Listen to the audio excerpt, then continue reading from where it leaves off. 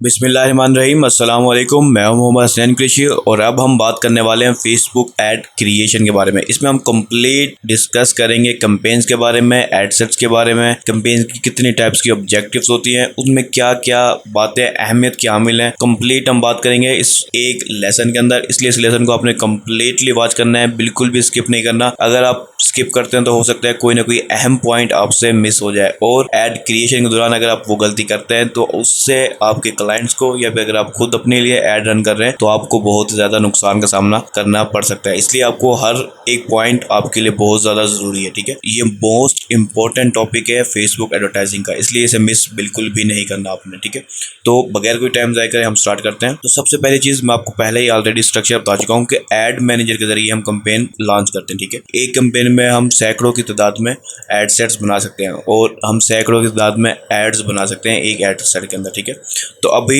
हम बात करने वाले हैं कैंपेन्स के बारे में और एड सेट्स के बारे में। ठीक है, तो सबसे पहली चीज़, अगर आप कैंपेन बनाना चाहते हैं तो आपको 2 से 3 तरीके मिलते हैं। पहली चीज़ कि आप, अगर आपका एड मैनेजर अकाउंट नया है तो आपको यहाँ पर बटन शो हो रहा है। ठीक है, लेकिन ये आपको जैसे पहली कैंपेन बना लेंगे ये बटन आपको शो नहीं होगा। ठीक है, तो दूसरा बटन आपको यहाँ पर शो हो रहा है क्रिएट का, ये आपको हमेशा ही शो होता रहेगा जब भी आपने कैंपेन बनानी है या फिर आपने एड सेट्स बनाना है, ये आपको ऐसे ही शो होता रहेगा। ठीक है, तो अभी हमने बनाना है, पहले कैंपेन बनाएंगे उसके बाद एड सेट्स बनाएंगे। ठीक है, तो आप सिंपली इस क्रिएट के बटन के ऊपर आप क्लिक करें। अब देखिए, ये एक न्यू इंटरफेस है जो किसी को शो होता है और किसी को शो नहीं होता। ओल्ड जो इंटरफेस है मैं वो भी आपको दिखाता हूँ कि ओल्ड इंटरफेस असल में किस अंदाज में शो होता है। तो कुछ लोगों को हो सकता है कि जब हम क्रिएट के बटन पर क्लिक करें तो इस अंदाज में इंटरफेस शो हो। ठीक है, ये एक ही चीज़ है, लेकिन थोड़ा सा न्यू इंटरफेस के तौर पर उन्होंने एडजस्ट किया। ठीक है, तो अगर ये भी हो तो भी आपको सारे ऑप्शन नजर आ रहे होते हैं। ठीक है, जो हम अभी आपको आगे जाके बताने वाला हूँ। तो अब हम बात करेंगे इस न्यू इंटरफेस के साथ, क्योंकि आगे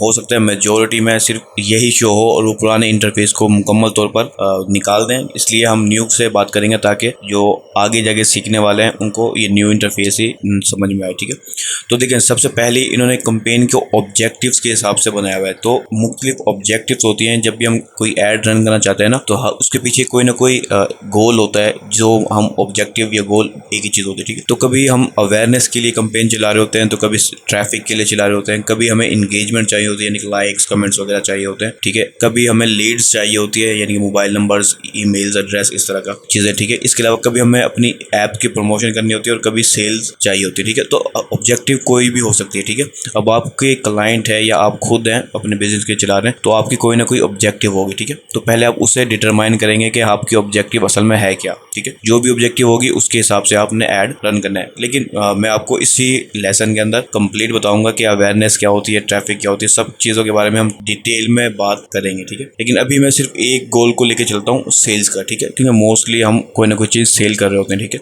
तो मैं उसको लेके अभी आगे चलते हैं, डिटेल में हम सब कुछ देखते हैं। उसके बाद हम वापस आएंगे, जब आप एड सेट क्रिएट करना सीख जाएंगे तो हम वापस आएंगे और इन ऑब्जेक्टिव के बारे में डिटेल्स में बात करेंगे। ठीक है, तो सबसे पहले मैंने सेल को सिलेक्ट किया यहाँ पर। ठीक है, अब यहाँ पर आपको जैसे आप सेल सेलेक्ट करेंगे तो यहाँ पर आप देख रहे हैं कि यहाँ पर उन्होंने कुछ बताया हुआ है कि अगर आप सेल्स के ऑब्जेक्टिव को सिलेक्ट करते हैं तो आप कन्वर्जन ऐड भी लगा सकते हैं, कैटलॉग्स ऐड भी लगा सकते हैं, मैसेंजर और व्हाट्सएप का ऐड भी लगा सकते हैं, और कॉल का ऐड भी लगा सकते हैं। ये सब सेल्स के अंदर ही आता है, लेकिन बहरहाल आपने अभी इसको ज़्यादा गौर ना करें।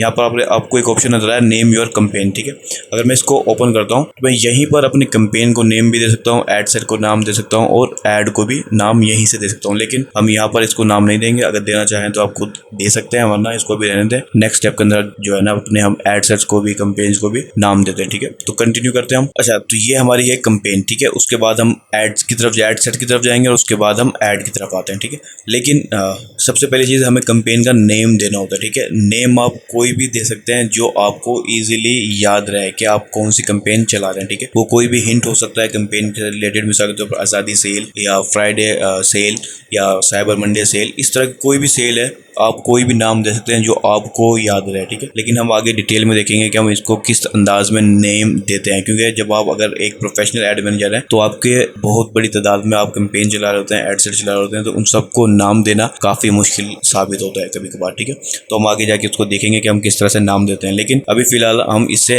नीचे की तरफ आ जाते हैं। तो उसके बाद जो दूसरा ऑप्शन आता है वो है स्पेशल एड कैटेगरीज, यानी कि अगर आप क्रेडिट के लिए, एम्प्लॉयमेंट के लिए, हाउसिंग के लिए, या फिर सोशल इश्यूज़ के लिए, इलेक्शन फैशन, पॉलिटिक्स, इस तरह के किसी भी कैटेगरी के अंदर आप कोई ऐड चलाना चाहते हैं तो आपको इस कैटेगरी को जो है ना सिलेक्ट करना होगा उससे, ठीक है। और उसके बाद आप ऐड चलाएंगे, लेकिन इसके लिए इनकी पॉलिसीज हैं, उन्हें एक्सेप्ट करना होगा और काफी लेंथी प्रोसेस से आपको गुजरना पड़ सकता है, ठीक है। तो मेजोरिटी हम ऐसा ये नहीं करते और मेजोरिटी यूज भी नहीं होता, ठीक है। बहुत कम लोग हैं जो इस टाइप के ऐड चलाते हैं, तो इसको मैं अभी फिलहाल यहाँ पर इग्नोर करूंगा क्योंकि ये इतनी ज्यादा इंपॉर्टेंट नहीं रखती। मैं इसको इग्नोर करता हूँ। उसके बाद हम आते हैं कैंपेन डिटेल्स के अंदर, ठीक है। ये बहुत ही इंपॉर्टेंट जो है ना टॉपिक है, समझ लें, जो आपको समझना चाहिए, ठीक है। यानी कि आपको समझ हो कि ये असल में है क्या। तो सबसे पहली चीज़ है बाइंग टाइप, ठीक है। ऑक्शन इसमें लिखा हुआ है।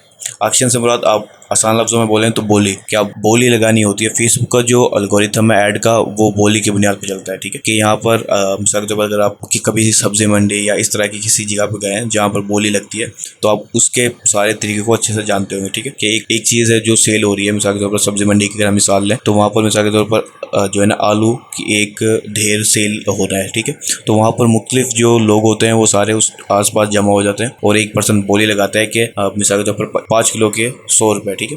तो दूसरा कहता है कि 101 रुपये, कोई कहता है 102 रुपये, कोई कहता है 104 रुपये। तो जिसकी बोली सबसे ज़्यादा होती है वो जो बोली है ऑक्शन है वो जीत जाता है, ठीक है। तो फेसबुक का ऐड भी इसी तरह से काम करता है। जब आप ऐड रन करते हैं तो और लोग भी उस जगह पर ऐड रन कर रहे होते हैं, तो जीतता वो है जिसकी बिड ज़्यादा हो, यानी कि वो ज़्यादा पैसे दे रहा हो उस जगह पर अपने ऐड दिखाने के। तो जो भी ज़्यादा दे रहा होगा उस जगह पर उस बंदे का ऐड नजर आता है, ठीक है। तो ये ऑक्शन का तरीका है, इसको हम चेंज नहीं कर सकते, ये बाय डिफॉल्ट होता है और ये एक ही होता है, ठीक है। इसे हम चेंज नहीं कर सकते। ऑक्शन के जरिए ही हमारा ऐड हर एक को शो हो रहा होता है। अच्छा, बाइंग टाइप के बाद हम आते हैं कैंपेन ऑब्जेक्टिव की तरफ, ठीक है। अब कैंपेन ऑब्जेक्टिव अभी हमने खुद सेलेक्ट किया सेल, ठीक है। तो इसको भी मैं रहने देता हूँ, इसके बारे में हम बाद में मुकम्मल डिटेल में बैक साइड पे जाके बात करेंगे, ठीक है। लेकिन उसके बाद हम आ जाते हैं कैटलॉग की तरफ। तो कैटलॉग आप खुद समझते हैं कि हम इसे मेन्यू कह सकते हैं, कैटलॉग कह सकते हैं। प्रोडक्ट की एक डिटेल्स होती है, हमारे जितने भी प्रोडक्ट्स हैं, सर्विसेज हैं, वो सारी इस एक कैटलॉग के अंदर जो है ना मौजूद होते हैं, ठीक है। और कैटलॉग क्रिएट करना हम पहले ही बता चुके हैं अपने कॉमर्स मैनेजर के लेसन के अंदर, ठीक है।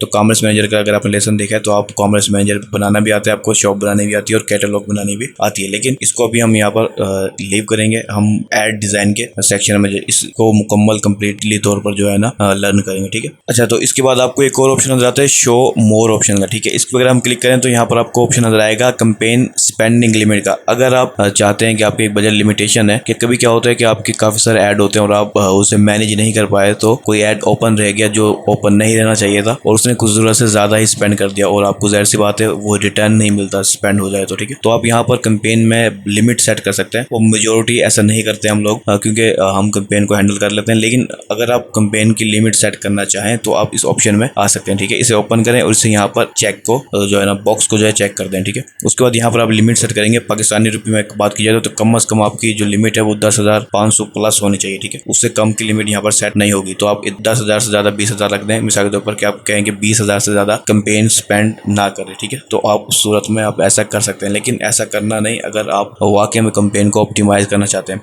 तो वो अगर आप ऑप्टिमाइज करना चाहें और आपकी लिमिट पूरी हो जाए तो आपको काफी मसले का सामना करना पड़ेगा और आपकी कैंपेन जो परफॉर्मेंस है वो खराब हो जाएगी, ठीक है। लेकिन क्योंकि ये बताना जरूरी है तो इसलिए मैं आपको बता रहा हूँ। अच्छा, A/B टेस्ट बहुत ही इंपॉर्टेंट टॉपिक है, लेकिन इसे मुकम्मल अलग वीडियो में डिस्कस करेंगे डिटेल के अंदर, ठीक है। ये सारी जो सेटिंग है ये कैंपेन लेवल पर, ठीक है। कैंपेन लेवल पे हम बहुत कम सेटिंग करते हैं। ये एडवांटेज जो कैंपेन बजट है इसके अंदर एक मजेदार चीज है ये, कि अगर हम कभी पूरी कैंपेन को एक बजट देना चाहें, ठीक है, क्योंकि अब आप जानते हैं कि एक कैंपेन में हम सैकड़ों ऐड सेट्स बना सकते हैं, फिर हर एक सेट में हम सैकड़ों की तादाद में ऐड बना सकते हैं, ठीक है। तो अब हम क्या कर रहे हैं, हम कैंपेन को एक बजट दे रहे हैं डेली का या लाइफ टाइम का।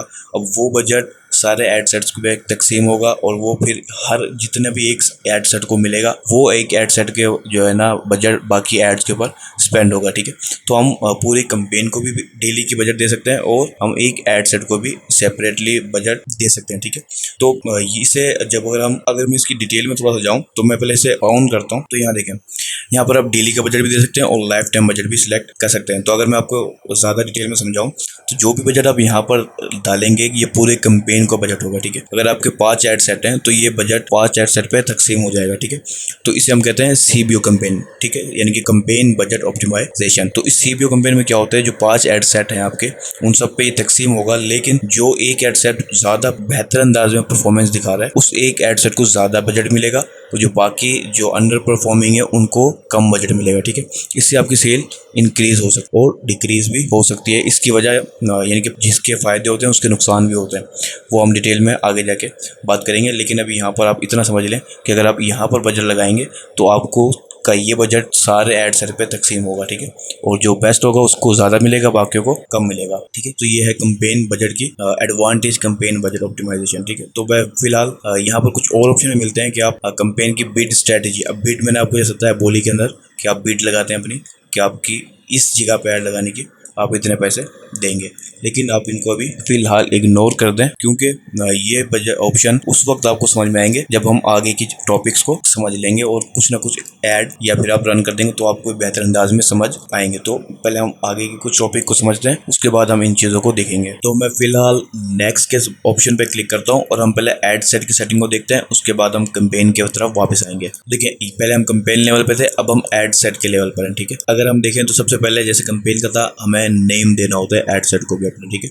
और जैसे मैंने पहले कहा कि आप कोई भी नाम अपनी मर्जी का दे सकते हैं, लेकिन हम आगे आपको एक तरीका भी बताएंगे जिससे आपको एड सेट्स को नेम देने में और कंपेन को नेम देने में काफ़ी आसानी हो जाएगी, ठीक है। और अरेंज करना भी आसान रहेगा। लेकिन जब हम सारी सेटिंग समझ लेंगे उसके बाद ये काम होगा। तो देखिए सबसे पहली चीज़ हमने कंपेन लेवल पे एक ऑब्जेक्टिव सिलेक्ट की थी, वो थी सेल की, ठीक है। सेल की ऑब्जेक्टिव में बहुत सारी चीज़ें होती हैं, ठीक है।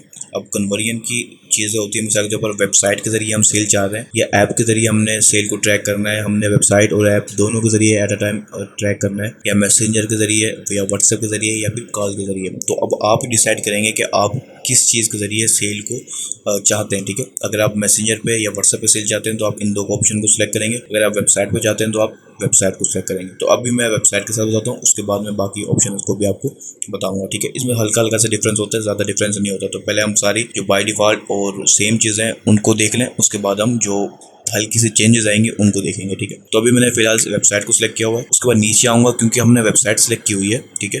तो अब हमें सबसे पहले जो है ना पिक्सल सिलेक्ट करना है और कन्वर्जन इवेंट सिलेक्ट करना है। कन्वर्जन इवेंट के बारे में हम डिटेल में पिक्सल और iOS 14 के टॉपिक में बात कर चुके हैं, ठीक है।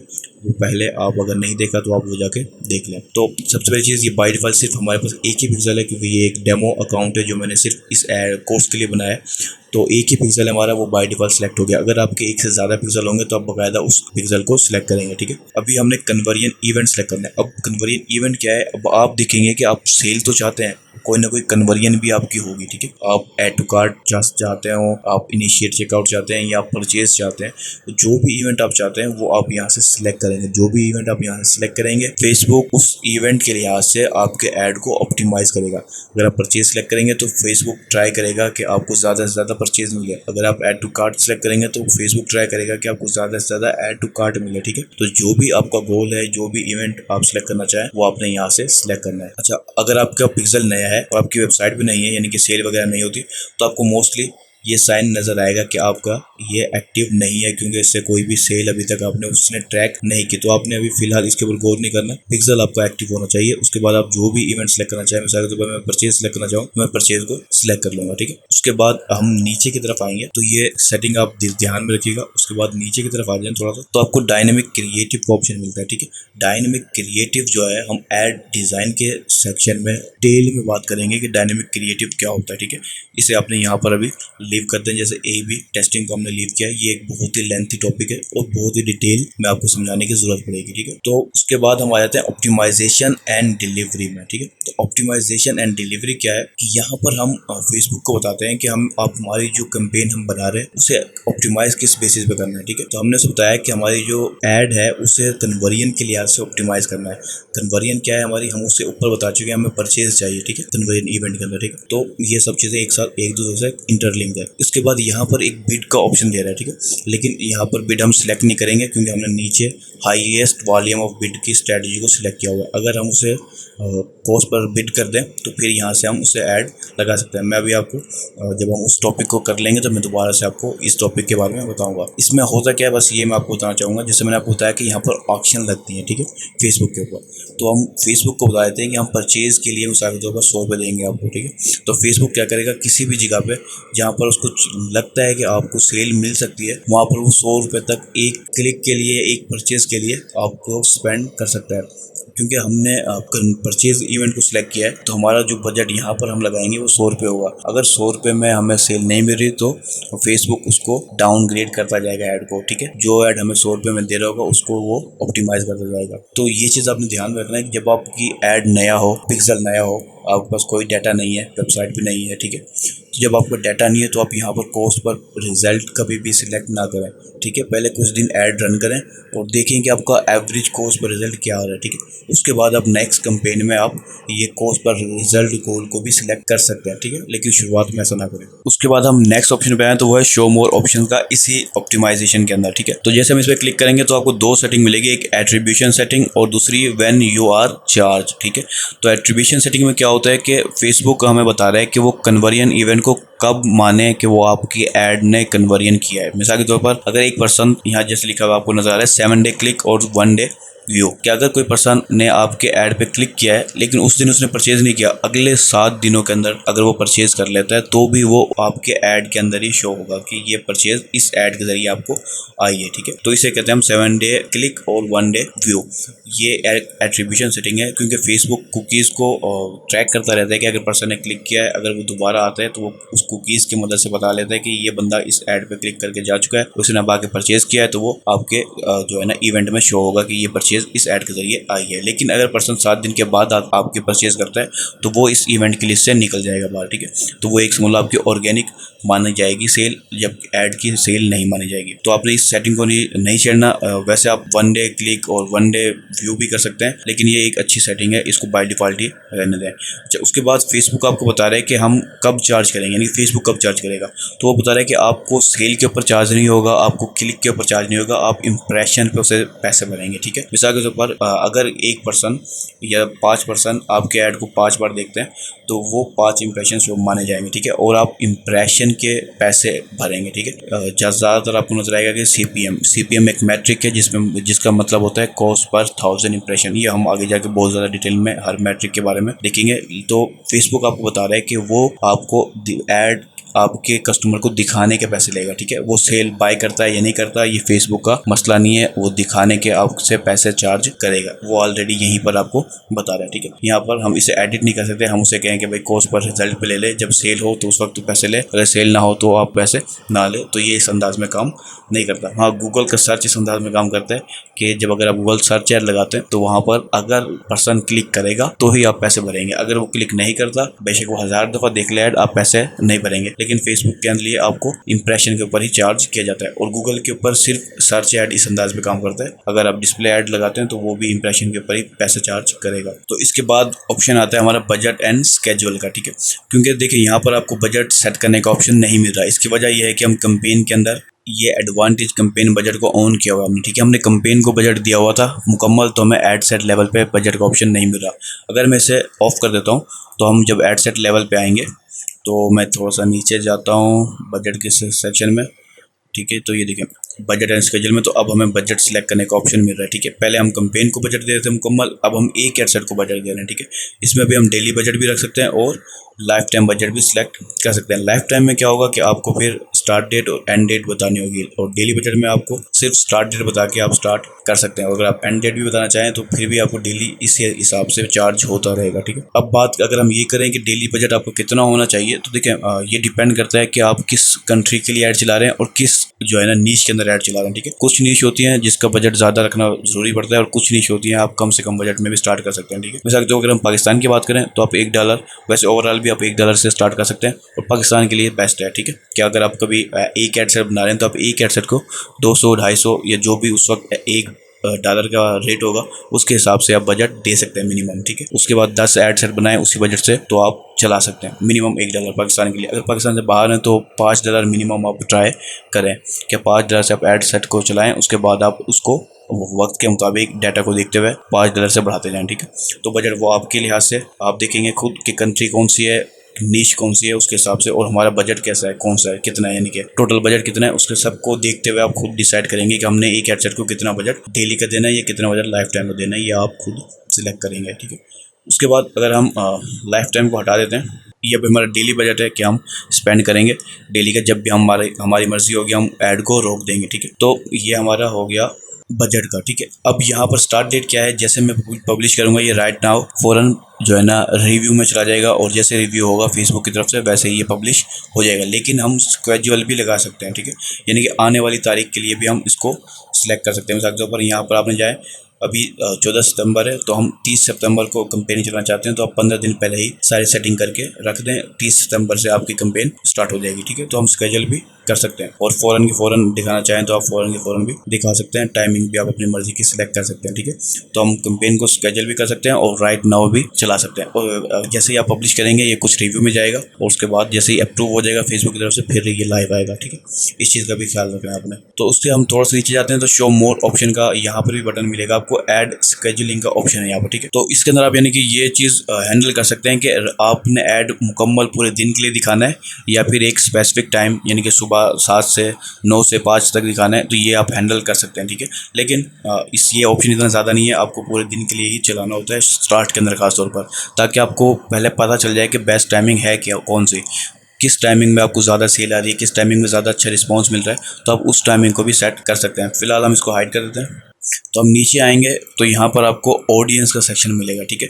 ऑडियंस सबसे इम्पोर्टेंट टॉपिक है, इसमें हमने एक मुकम्मल अलग सेक्शन बनाया हुआ है, उसमें हम आपको ऑडियंस रिसर्च करना कंप्लीट सिखाएंगे। लेकिन इसके अंदर भी क्योंकि हम ऐड क्रिएशन की बात करें तो जितनी ज़्यादा ज़रूरी है उतनी मैं आपको अभी बता देता हूँ, ठीक है। देखिए यहाँ पर ऑडियंस के अंदर सबसे पहली आपको कस्टम ऑडियंस मिलती है, ठीक है। कस्टम ऑडियंस के बारे में हम बहुत ज़्यादा डिटेल में बात करेंगे, लेकिन मैं अभी आपको बस ये बता देता हूँ कि कस्टम ऑडियंस एक ऐसी ऑडियंस होती है जो हमारी एड्स के जरिए हम देखते हैं, डाटा को देखते हुए खुद बनाते हैं कस्टम ऑडियंस, ठीक है।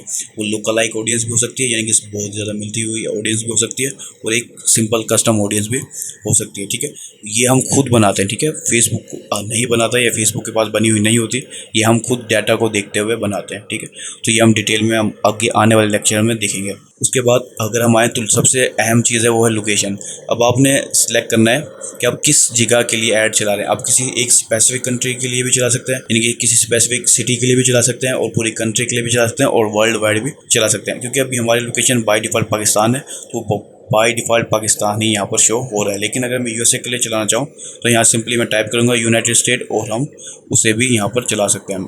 तो मैं अभी आपको दिखाता हूँ। मिसाल के तौर पर मैंने सर्च लोकेशन पे क्लिक किया, उसके बाद मैंने UNI यूनाइटेड स्टेट की स्पेलिंग लिख रहा था, तो यूनाइटेड किंगडम आ रहा है, मैं इसी को सेलेक्ट कर लेता हूँ फिलहाल, ठीक है। तो अब क्या होगा, मेरा जो ऐड है वो पाकिस्तान में भी शो होगा और यूनाइटेड किंगडम में भी शो होगा। तो मैं जिस कंट्री के लिए भी चलाना चाहूँ मैं चला सकता हूँ। अगर मैं वर्ल्ड वाइड चलाना चाहूँ तो आपने वर्ल्ड वाइड यहाँ पर लिखना है, ठीक है। यहाँ पर ध्यान रखना है कि यहाँ पर आपको ना रीजन का ऑप्शन शो हो रहा हो, ठीक है। तो रीजन जब शो हो रहा हो, प्लेस के ऊपर नहीं जाना, जहाँ रीजन शो हो रहा हो उस पर आपने क्लिक कर देना है। तो अब क्या होगा, अब वर्ल्ड वाइड आपका ऐड शो होगा, उसमें पाकिस्तान भी शामिल है, उसमें वो बाकी कंट्रीज़ भी शामिल है, ठीक है। तो बाकी जो लोकेशन है वो सारी आपकी चली जाएंगी। ये वर्ल्ड वाइड शो होगा, जितनी भी ऑडियंस है 2.7 बिलियन जितने भी यूज़र हैं सबको शो होगा। लेकिन ये डिपेंड करेगा जहाँ पर भी उसको चीप मिल रहा होगा। इसका अंदर मसला ये होगा, जहाँ पर चीप ऑडियंस होगी वहाँ पर ये ज़्यादा स्पेंड करना शुरू कर देगा, और जो दूसरी कंट्रीज़ हैं जैसे USA UK वहाँ पर ये स्पेंड बहुत कम करेगा, ठीक है, क्योंकि वो कॉस्टली कंट्रीज़ हैं। तो फिलहाल मैं इसको वापस से हटा देता हूँ और पाकिस्तान को ही सिलेक्ट कर लेता हूँ। अच्छा, इसके टॉप के ऊपर आपको कुछ ऑप्शन मिलते हैं, मैं वो भी आपको दिखाना चाहूँगा, बताना चाहूँगा। वो ये है, देखिए यहाँ पर हमारा जो बाय डिफ़ॉल्ट सिलेक्ट है वो है people living in this location, ठीक है। जो हमने लोकेशन सेलेक्ट की है, कस्टमर उसी जगह पे जो पर्सन रहते हैं उसमें उस लोकेशन में उन्हें ऐड दिखाए, ठीक है। लेकिन इसमें और ऑप्शन भी होते हैं, ठीक है। वो है people living in yes recently in this location. मिसाल के तौर पर पाकिस्तान में जो रहते हैं, और या फिर जो पाकिस्तान में रिसेंटली लोकेशन आई है उनकी, यानी कि कोई ट्रैवलर है वो पाकिस्तान में आया तो उसकी लोकेशन पाकिस्तान शो हो रही है रिसेंटली, ठीक है। तो अब उसको भी ऐड दिखेगा, बेशक वो USA में चला गया, अब कल वो पाकिस्तान को विजिट करके गया, कल वो जो है ना USA चला गया। अब एक दिन का गैप है, लेकिन वो रिसेंटली है, तो वो हो सकता है हफ्ते का भी और महीने का भी रिसेंटली माना जाए, और उसे भी USA में ऐड शो हो रहा हो। तो आप ध्यान करें, अगर सिर्फ पाकिस्तान के लिए चला रहे हैं तो आप सिर्फ ये लोकेशन रखें, people living in this location, ठीक है। ये चीज़ ध्यान रखें। उसके बाद आपको मिलेगा people recently in this location. अगर आप खास तौर पर ऐसे बंदों को टारगेट करना चाह रहे हैं जो पाकिस्तान में रिसेंटली अवेलेबल थे, लेकिन उसके बाद वो पाकिस्तान को छोड़ के किसी और कंट्री में चले गए, तो आप उसको भी सिलेक्ट कर सकते हैं। इसके अलावा यहाँ पर people travelling in this location, ठीक है। यहाँ पर ट्रैवलिंग में वो टारगेट करेगा जो भी लोकेशन हमारी सिलेक्ट है उससे अगर 125 माइल दूर या 200 किलोमीटर दूर उस बंदे का घर है तो वो उसको टारगेट करेगा। लेकिन उसकी रिसेंट लोकेशन पाकिस्तान ही थी, लेकिन उसका जो ओरिजिनल घर है, जो परमानेंट लोकेशन है, वो किसी 150 किलोमीटर के ज़्यादा 200 किलोमीटर से ज़्यादा फासले पर है, ठीक है। तो वो उसे ट्रैवलर मानेगा, ठीक है। तो उस ट्रैवलिंग के लिए भी वो आप ऐड लगा सकते हो। तो ये अब आपके ऊपर है कि आपकी ऐड की ऑब्जेक्टिव क्या है, उसके हिसाब से आप डिसाइड कर सकते हो। अगर आप किसी ट्रैवलर को टारगेट करना चाहें तो ये ऑप्शन आपके लिए बेस्ट है। वरना आपने people living in this location, ये है सबसे ज़्यादा यूज़ होने वाला जो है ना ऑप्शन है, ठीक है। इसके बाद हम पाकिस्तान के अंदर अगर हम किसी खास सिटी को करना चाहें तो हम उसे भी इंक्लूड कर सकते हैं। लेकिन अगर मैं चाहता हूँ कि पूरे पाकिस्तान को ऐड शो हो लेकिन एक खास सिटी को ऐड शो ना हो, या एक खास जो है ना एरिया को जो है ना ऐड शो ना हो, तो मैं वो भी कर सकता हूँ, ठीक है। उससे क्या करना है, आपने यहाँ पर आपको ऑप्शन नजर आ रहा है इंक्लूड का, आपने इंक्लूड के बजाय एक्सक्लूड कर देना है, ठीक है। अब जो आप लोकेशन डालेंगे उससे ऐड शो नहीं होगा। मैं करके दिखाता हूँ आपको। मिसाल के तौर पर मैं कह रहा हूँ कि कराची के, ठीक है, कराची सिंध में पूरी सिटी कर लूँ, या फिर कराची का जो इलाका है मनोरा सिंध पाकिस्तान, इससे मैं कह रहा हूँ कि इसे ऐड शो ना हो, ठीक है। तो अब मैंने उसे कहा कि पूरे पाकिस्तान को ऐड शो हो लेकिन कराची के मनोरा के अंदर जो रहने वाले लोग हैं उससे ऐड शो ना हो। तो हम यहाँ ऐसा भी कर सकते हैं, ठीक है। मैं उसे बताऊँ कि इस एरिया में रहने वाले एरिया के अंदर, मिसाल के तौर पर 24 किलोमीटर की एरिया में रहने वाले इस लोकेशन के, उन्हें ऐड शो ना हो। बाकी कराची के लोगों को शो होगा लेकिन इस एरिया के लोगों को शो नहीं होगा, ठीक है।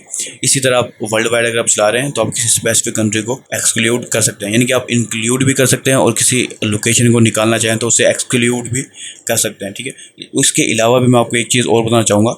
मिसाल के तौर पर पाकिस्तानी आप कुछ लोग हो सकते हैं जो अपने किसी लोकल बिजनेस को टारगेट करना चाह रहे हैं, मिसाल के तौर पर सैलून का बिजनेस या कोई भी लोकल बिजनेस, ठीक है। तो अब उसे पूरे पाकिस्तान में टारगेट करने की उसे ज़रूरत नहीं है कि वो पूरे पाकिस्तान में सर्विस नहीं दे रहा। तो वो क्या करें कि जो भी उसका लोकेशन है वो एग्जैक्ट लोकेशन पे आ जाए। मिसाल के तौर पर कराची के अंदर कोई टाउन का हम रख लेते हैं। अब ये कोई रीजन है नारियान, इसको मैं सेलेक्ट करता हूँ, सॉरी ये एक्सक्लूड में आया हुआ है, इसको मैं इंक्लूड में ले आता हूँ वापस पहले, और मैं सिलेक्ट करता हूँ औरंगी, ठीक है, ये औरंगी टाउन। अब मैंने औरंगी टाउन सेलेक्ट किया, पाकिस्तान की लोकेशन को हटा दिया, ठीक है। अब ये मैं इसको जूम इन करता हूँ तो अब देखिए औरंगी टाउन भी काफ़ी बड़ा है, ठीक है। तो अगर आप पूरे औरंगी टाउन को नहीं करना चाहते तो भी आप इससे भी नैरो डाउन कर सकते हैं, ठीक है। अब उसके लिए आप क्या करें कि आप, अगर आपको एग्जैक्ट लोकेशन का नहीं पता तो आप इसको थोड़ा सा जूम कर लें, ठीक है। और मिसाल के तौर पर मैं कहता हूँ ये दाता नगर का जो एरिया है वहाँ के लोगों को शो हो, तो मैं या तो सर्च कर लूँ दाता नगर औरंगी टाउन, या फिर यहाँ पर आपको ऑप्शन मिलता है ड्रॉप पिन का, इसको आप सेलेक्ट करें और इस जगह पे रख दें, ठीक है। अब जैसे आपने यहाँ पर रखा है तो आप यहाँ पर आपको ऑप्शन मिल रहा है। अब आप खुद डिसाइड कर सकते हैं, आप 1 किलोमीटर एरिया, यानी कि जो आपने ड्रॉप पिन किया उसके 1 किलोमीटर के एरिया के अंदर अगर आप भी टारगेट करना चाहते हैं तो आप वो भी पॉसिबल है, ठीक है। और अगर इसको बढ़ाना चाहें तो आप 80 किलोमीटर तक बढ़ा सकते हैं कि जो भी ड्रॉप पिन किया उसके 80 किलोमीटर के एरिया के अंदर, रेडियस के अंदर, ठीक है, गोलाई में, तो उन लोगों को आप टारगेट कर सकते हैं। तो अगर आपकी लोकल बिजनेस है तो आप 1 किलोमीटर, 5 किलोमीटर, 10 किलोमीटर, जितना भी आप रखना चाहें, आप उन बहुत ज़्यादा स्पेसिफिक एरिया को टारगेट कर सकते हैं। लेकिन इस चीज़ में आप ध्यान रखें, जितने ज़्यादा स्पेसिफिक होगा आप टारगेटिंग नहीं कर पाएंगे, ठीक है। मिसाल के तौर पर मैं औरंगी टाउन को निकाल देता हूँ तो ये अब 29 किलोमीटर मैंने लिखा हुआ है, 1 किलोमीटर कर लेता हूँ। अब जो मैंने ड्रॉप पिन किया उसमें सिर्फ 15,000 लोग हैं, ठीक है। अब 15,000 लोगों को ऐड दिखाना काफ़ी मुश्किल है, तो आप कोशिश करें कि थोड़ा सा ब्रॉड रखें लोकल बिजनेस में भी, ठीक है। तो लेकिन क्योंकि ये बताना ज़रूरी था इसलिए मैंने आपको बताया कि ड्रॉप पिन किस तरह से काम करता है, इंक्लूड क्या होता है, एक्सक्लूड क्या होता है, और लोकल बिजनेस को अगर आपने टारगेट करना है तो आप इस चीज़ को यूज़ कर सकते हैं। फिर बेशक वो रियल एस्टेट हो, ठीक है। कुछ कॉलोनियाँ होती हैं कि आपने एक स्पेसिफिक एरिया को टारगेट करना चाहें, छोटी कॉलोनी है, बड़ी कॉलोनी है, तो आप पूरे पाकिस्तान को या सिर्फ एक बड़ी सिटी को टारगेट कर सकते हैं। तो जो भी है रियल एस्टेट के लिए भी यूज़ हो सकता है, लोकल बिजनेस के लिए भी यूज़ हो सकता है। ये काफ़ी फ़ायदेमंद है। जितने मैं बता सकता था मैंने आपको फिर बता दिया, बाकी चीज़ें भी इसके अंदर आ सकती हैं, ठीक है। यानी कि ये आपके ऊपर है कि आपको किस टाइप का काम मिल रहा है, ठीक है। तो मैं कोशिश करूँगी जो ज़्यादा इन्फॉर्मेशन दे सकूँ मैं दे दूँ। तो मैं इससे थोड़ा सा नीचे आता हूँ। इसके अंदर आपको एक चीज़ और है कि आप लोकेशन बल्क में भी डाल सकते हैं, यानी कि अगर आप स्पेसिफिक सिटीज़ करना चाहें और आपके पास लिस्ट है 50-60 सिटीज़ की, तो आप उसे बल्क में भी इंपोर्ट कर सकते हैं। इस ऑप्शन को आप खुद एक्सप्लोर करें, ये मैं आपको एक असाइनमेंट के तौर पर छोड़ रहा हूँ। उसके बाद एज का ऑप्शन आता है, ठीक है। इसमें आप जो है ना कंट्रोल कर सकते हैं कि आप किस एज से किस एज के पर्सन को दिखाना चाहते हैं, ठीक है। 13 साल से लेकर आप 65 प्लस के ऑप्शन तक, जो भी आप जिस एज के भी पर्सन को अपना प्रोडक्ट दिखाना चाहते हैं वो आप दिखा सकते हैं, ठीक है। कुछ कैटेगरीज होती हैं जो आप 20 प्लस, 50 प्लस पर्सन को दिखाना चाहते हैं, कुछ कैटेगरी होती है आप 13 की एज को बंदे को दिखाना चाहते हैं, तो आप अपनी मर्जी पर, आपके प्रोडक्ट पर और आपके सर्विस के ऊपर है, ठीक है। तो ये आप डिसाइड करेंगे। उसके बाद जेंडर, हम जेंडर सेलेक्ट कर सकते हैं कि मेन को दिखाएं या वुमेन को दिखाएं या ऑल को दिखाएं, ठीक है। इसके बाद सबसे अहम तीन टॉपिक, डिटेल्ड टारगेटिंग, यानी कि हम यहाँ पर दिखाते हैं कि किस इंटरेस्ट वाले पर्सन को, किस बिहेवियर वाले पर्सन को, किस डेमोग्राफिक वाले पर्सन को हमने ऐड दिखाना है। इसके ऊपर हम कंप्लीट डिस्कस करेंगे एक अलग मुकम्मल अलग सेक्शन के अंदर। जैसे हम कस्टम ऑडियंस में बात करेंगे वैसे ही इसके ऊपर भी बात करेंगे, लेकिन यहाँ पर जितना ज़रूरी है वो मैं आपको बताना चाहूँगा। लेकिन यहाँ पर हम सर्च भी कर सकते हैं इंटरेस्ट को, बिहेवियर को, डेमोग्राफिक्स को, या फिर और यहाँ से हम मैनुअली भी सिलेक्ट कर सकते हैं। ये अपने आप के ऊपर है। अब मिसाल के तौर पर आप किसी शूज़ ब्रांड के लिए काम कर रहे हैं, आप सिंपली यहाँ पर शूज़ लिखेंगे तो जितनी पॉसिबल जो है ना इंटरेस्ट हैं, बिहेवियर्स हैं, वो सारे आपको यहाँ पर शो होने लगेंगे, ठीक है। ये सारे आपको शो हो रहे हैं, ठीक है। कुछ एम्प्लॉयज़ के लिहाज से भी है, कुछ इंटरेस्ट हैं, तो जो भी आप सर्च करेंगे यहाँ पर आपको उससे मिलता जुलता ऑडियंस मिलेगी। आप जिसे सेलेक्ट करेंगे वो आपकी डिटेल टारगेटिंग में आ जाएगी। इसके ऊपर हम डिटेल में बात करेंगे कि हम किस तरह से ऑडियंस रिसर्च करते हैं, वो हम अलग मुकम्मल लेसन में बात करेंगे, लेकिन जितना ज़रूरी है मैं वो आपको बता रहा हूँ, ठीक है। अगर हम ब्राउज़ में जाएं तो यहाँ पर हम डेमोग्राफिक्स में जाते हैं तो education, financial, life events, parents, अब जितनी डेमोग्राफिक्स पॉसिबल हैं फेसबुक के ऊपर वो सारी आपको यहाँ पर नजर आ जाएंगे। उसके ऊपर आप फाइनेंशियल में जाना चाहें तो फाइनेंशियल में आप इनकम को कंट्रोल कर सकते हैं, लेकिन ये सिर्फ USA के लिए, ठीक है, पाकिस्तान के लिए ये अप्लाई नहीं होगी, ठीक है। इसको आपने ये चीज़ ध्यान रखना है, सिर्फ USA के लिए है अभी फ़िलहाल के लिए। अगर मैं पेरेंट्सशिप में आऊँ तो आप यहाँ देखें, यहाँ पेरेंट्स में आपको काफ़ी बड़ी डिटेल मिलेगी। कभी आप कोई प्रोडक्ट है जो आप ऐसे लोगों को दिखाना चाहते हैं जिनके 1 साल से 2 साल के बच्चे हैं, तो आप उनको दिखा सकते हैं, और ये काफ़ी डिटेल है, आप इन सबको 1 बाय 1 एक्सप्लोर कर सकते हैं। तो मैं फ़िलहाल इस ऑप्शन को बंद करता हूँ, डेमोग्राफ्स को। ये काफ़ी सारी हैं, आप एक्सप्लोर करें, जितना ज़्यादा अच्छे से आप एक्सप्लोर करेंगे उतना ही फ़ायदेमंद होगा आपके लिए, ठीक है। इसी तरह आप इंटरेस्ट को भी देख सकते हैं और बिहेवियर्स को भी देख सकते हैं। बाकी हम डिटेल में अपने कंप्लीट सेपरेट लेसन के अंदर देखेंगे, सेपरेट लेसन में, ठीक है। यहाँ पर हम एक्सक्लूड भी कर सकते हैं ऑडियंस को और नैरो डाउन भी कर सकते हैं, लेकिन ये मैं अपने उस मुकम्मल लेसन के ऊपर ही छोड़ रहा हूँ ताकि आप एक ही लेसन में सारी चीज़ें इसके बारे में समझ सकें, ठीक है। उसके बाद हम लैंग्वेज को कंट्रोल कर सकते हैं। अब जो इस चीज़ के अंदर आपने ध्यान रखना है कि जो लैंग्वेज जो होगी ना, ये कोई बोलने वाली लैंग्वेज नहीं होगी, ये इंटरफेस की लैंग्वेज होगी कि फेसबुक को का इंटरफेस क्या है। अगर फेसबुक का इंटरफेस ये उर्दू यूज़ कर रहे हैं तो वो उर्दू लैंग्वेज मानी जाएगी उसकी, और अगर वो फेसबुक का इंटरफेस इंग्लिश में यूज़ कर रहे हैं तो वो इंग्लिश की लैंग्वेज मानी जाएगी, ठीक है। तो मैं आपको सजेस्ट करूँगा कि आप हमेशा ऑल लैंग्वेज ही रखें, ठीक है। ऑल लैंग्वेज में आप कम से कम टेस्ट करें, उसके बाद आप नैरो डाउन कर सकते हैं। अगर आपको शक है कि आप जो है ना उर्दू वाले ऐड में ज़्यादा अच्छा चल रहा है और इंग्लिश वाले में कम, तो वो आप टेस्ट कर सकते हैं, लेकिन ऑल लैंग्वेज ही रखें, ठीक है। यहाँ पर आपको बहुत बड़ी तादाद में लैंग्वेज की ऑप्शन मिल जाएंगे, ठीक है। अभी सर्च करें मिसाल के तौर पर उर्दू, ठीक है, पश्तो भी इसके अंदर ऑप्शन आ रहा है, ठीक है। इसके अलावा पंजाबी भी आना चाहिए था, लेकिन शायद यू के साथ पंजाबी भी आ रहे, तो ऑप्शन आपको बहुत सारे मिल जाएंगे, लेकिन मैं आपको कहूँगा कि आप ऑल लैंग्वेज ही रखें, ठीक है। उसके बाद शो मोर ऑप्शन पे हम आते हैं, तो ये कनेक्शन है। कनेक्शन क्या है, अब आप खुद समझते हैं कि कनेक्शन के अंदर आपके पेज के देख रहे हैं, पेज के फॉलोअर्स को ऐड दिखा सकते हैं, ठीक है, या फिर सिमिलर जो भी लोग फॉलोअर्स नहीं है लेकिन उनसे सिमिलर हैं उनको भी ऐड दिखा सकते हैं, और आप एक्सक्लूड भी कर सकते हैं, यानी कि आप कोई ऐड चला रहे हैं तो आप यहाँ पर एक्सक्लूड कर दें कि आपके फॉलोअर्स को ना दिखे, ठीक है। फॉलोअर्स के अलावा लोगों को दिखे तो आप उसको एक्सक्लूड भी कर सकते हैं। और चंद ऑप्शन इसके अंदर और हैं कनेक्शन के अंदर, मैं थोड़ा सा नीचे जाता हूँ, तो ये सब कुछ पेज के साथ भी कर सकते हैं और ऐप के साथ भी, ऐप यूज़र के साथ भी कर सकते हैं। थोड़ा सा मैं नीचे आ जाता हूँ, तो देखिए यहाँ पर ऐप थी, उसके बाद इवेंट्स के अंदर भी आप ये काम कर सकते हैं, यानी कि जो इवेंट्स आपने सेलेक्ट किया था, people who responded to your event, मिसाल जब आपने परचेज इवेंट सेलेक्ट किया है, जो आप जिन लोगों ने भी परचेज़ किया होगा उसको, सिर्फ उन स्पेसिफिक पर्सन को भी आप ऐड दिखा सकते हैं, और उसे निकालना चाहें तो उसे आप इस लिस्ट में से निकाल भी सकते हैं, यानी कि उन्हें ऐड ना दिखे, क्योंकि वो ऑलरेडी परचेज़ कर लिया है, उसको हम दोबारा ऐड दिखाएं एक ही प्रोडक्ट का जो वो परचेज़ कर चुका है, तो हमारे लिए ये पैसे का ज़ाया होता है, ठीक है। तो हम क्या करते हैं कि उसको हम एक्सक्लूड भी कर सकते हैं इस चीज़ के ज़रिए भी, और कस्टम ऑडियंस के ज़रिए भी हम कर सकते हैं, जो भी हम करना चाहें, ठीक है। तो आपने ये ऑप्शन भी 1 बाय 1 एक्सप्लोर करना है, ठीक है। अब जो भी ऑडियंस आप यहाँ पर बना रहे हैं उस ऑडियंस को आप सेव भी कर सकते हैं, ठीक है। ये सेव ऑडियंस कहलाती है। अगर आप सेव करना चाहें कि आप एक ही ऑडियंस को बार बार ऐड चलाते हैं, मुख्तलिफ ऐड्स बनाते हैं आप, तो आप एक ही दफ़ा सेव कर लें, उस सेव ऑडियंस को सिंपली आप सेलेक्ट करेंगे और आपका ऐड सारी ऑडियंस बाय डिफ़ॉल्ट आ जाएगी ऑप्शन। अब आप सेव्ड ऑडियंस को सिलेक्ट कैसे करते हैं ये भी मैं आपको बता देता हूँ। यहाँ पर देख रहे हैं यूज़ सेव्ड ऑडियंस, अगर आप कोई ऑडियंस सेव होगी तो आप यहाँ सिंपली सेलेक्ट करेंगे, ये सारी सेटिंग को खुद ही सेव ऑडियंस के ज़रिए कर लेगा, ठीक है। लेकिन अब बहुत कम ही ये यूज़ होती है। तो अब हम एक और इम्पोर्टेंट टॉपिक की तरफ आते हैं, वो है प्लेसमेंट्स। ठीक है, अब प्लेसमेंट्स के लफ्ज़ से आपको समझ में आ जानी चाहिए कि ये इसका मतलब है जगहें, यानी कि फेसबुक की उन जगहों के बारे में हम बात करने वाले हैं जहाँ पर ऐड शो होते हैं। ठीक है, वो फेसबुक भी है, वो इंस्टाग्राम भी है, वो मैसेंजर भी है और ऑडियंस नेटवर्क भी है। ठीक है, ये सारे जिसके ज़रिए हम एक फेसबुक मैनेजर के ज़रिए हम इन चारों के ऊपर ऐड लगा सकते हैं। और इन चारों के अंदर भी मुख्तलिफ जगह हैं जहाँ पर हमारा ऐड शो होता है। मिसाल के तौर पर Facebook story, Instagram story, Facebook reel, Instagram reel और भी बहुत सारी चीज़ें हैं। ठीक है, तो हम अभी जाके देखेंगे। अब इसके अंदर दो ऑप्शन आपको मिलते हैं, एडवांटेज प्लस प्लेसमेंट्स जो कि वो रिकमेंड करता है फेसबुक, और एक है मैनुअल प्लेसमेंट। अब इनको अगर मैं सिंपल लफ्ज़ों में आपको बताऊं तो एडवांटेज प्लस प्लेसमेंट का मतलब ये है कि फेसबुक के कंधे पर रख के आपने बंदूक चलानी है। तो इसका मतलब ये है कि अगर आप एडवांटेज कैंपेन को सिलेक्ट करते हैं, यानी प्लेसमेंट को सिलेक्ट करते हैं, तो आप फेसबुक को अलाउ कर रहे हैं कि वो अपनी मर्जी की जगहों पर आपके ऐड को दिखाए। यानी कि फेसबुक डिसाइड करेगा कि कहाँ पर आपके ऐड को दिखाना है, स्टोरी में दिखाना है, फीड में दिखाना है या किस जगह पे दिखाना है।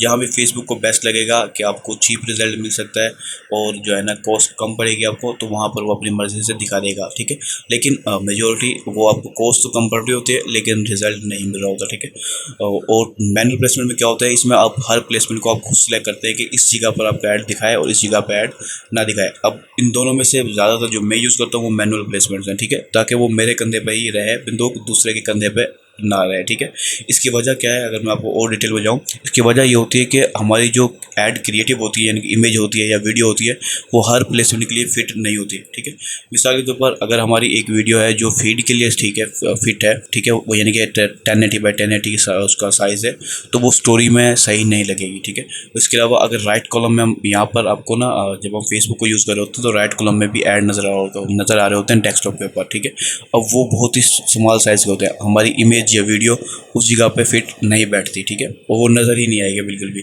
तो अगर हम फेसबुक के ऊपर भरोसा करते हैं तो वो उस जगह पे भी ऐड दिखा देगा, क्योंकि वहाँ के जो क्लिक है वो बहुत ही चीप पड़ेगा आपको। ठीक है, तो ये चीज़ आपने डिसाइड करें, खुद डिसाइड करेंगे किस जगह पे आपने ऐड दिखाना है, किस जगह पे नहीं दिखाना, तो ये सबसे ज़्यादा बेस्ट ऑप्शन होता है। ठीक है, तो मैं आपको रिकमेंड करूँगा कि आप जब भी ऐड लगाएं तो मैनुअल प्लेसमेंट को ही रखें। बेशक वो रिकमेंड करता हो लेकिन manual placement is best.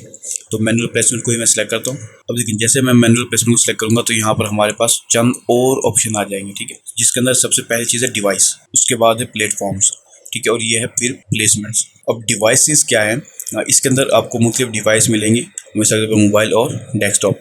Mobile के अंदर और भी डिटेल मिलती है, लेकिन मिसाल के तौर पर मैंने अगर सिर्फ डेस्कटॉप पे ऐड नहीं दिखाना चाहता तो मैं मोबाइल पे ही ऐड दिखाऊं, और अगर मैं डेस्कटॉप पे दिखाना चाहता हूं तो दिखाऊं और ना दिखाना चाहता हूं तो ना दिखाऊं।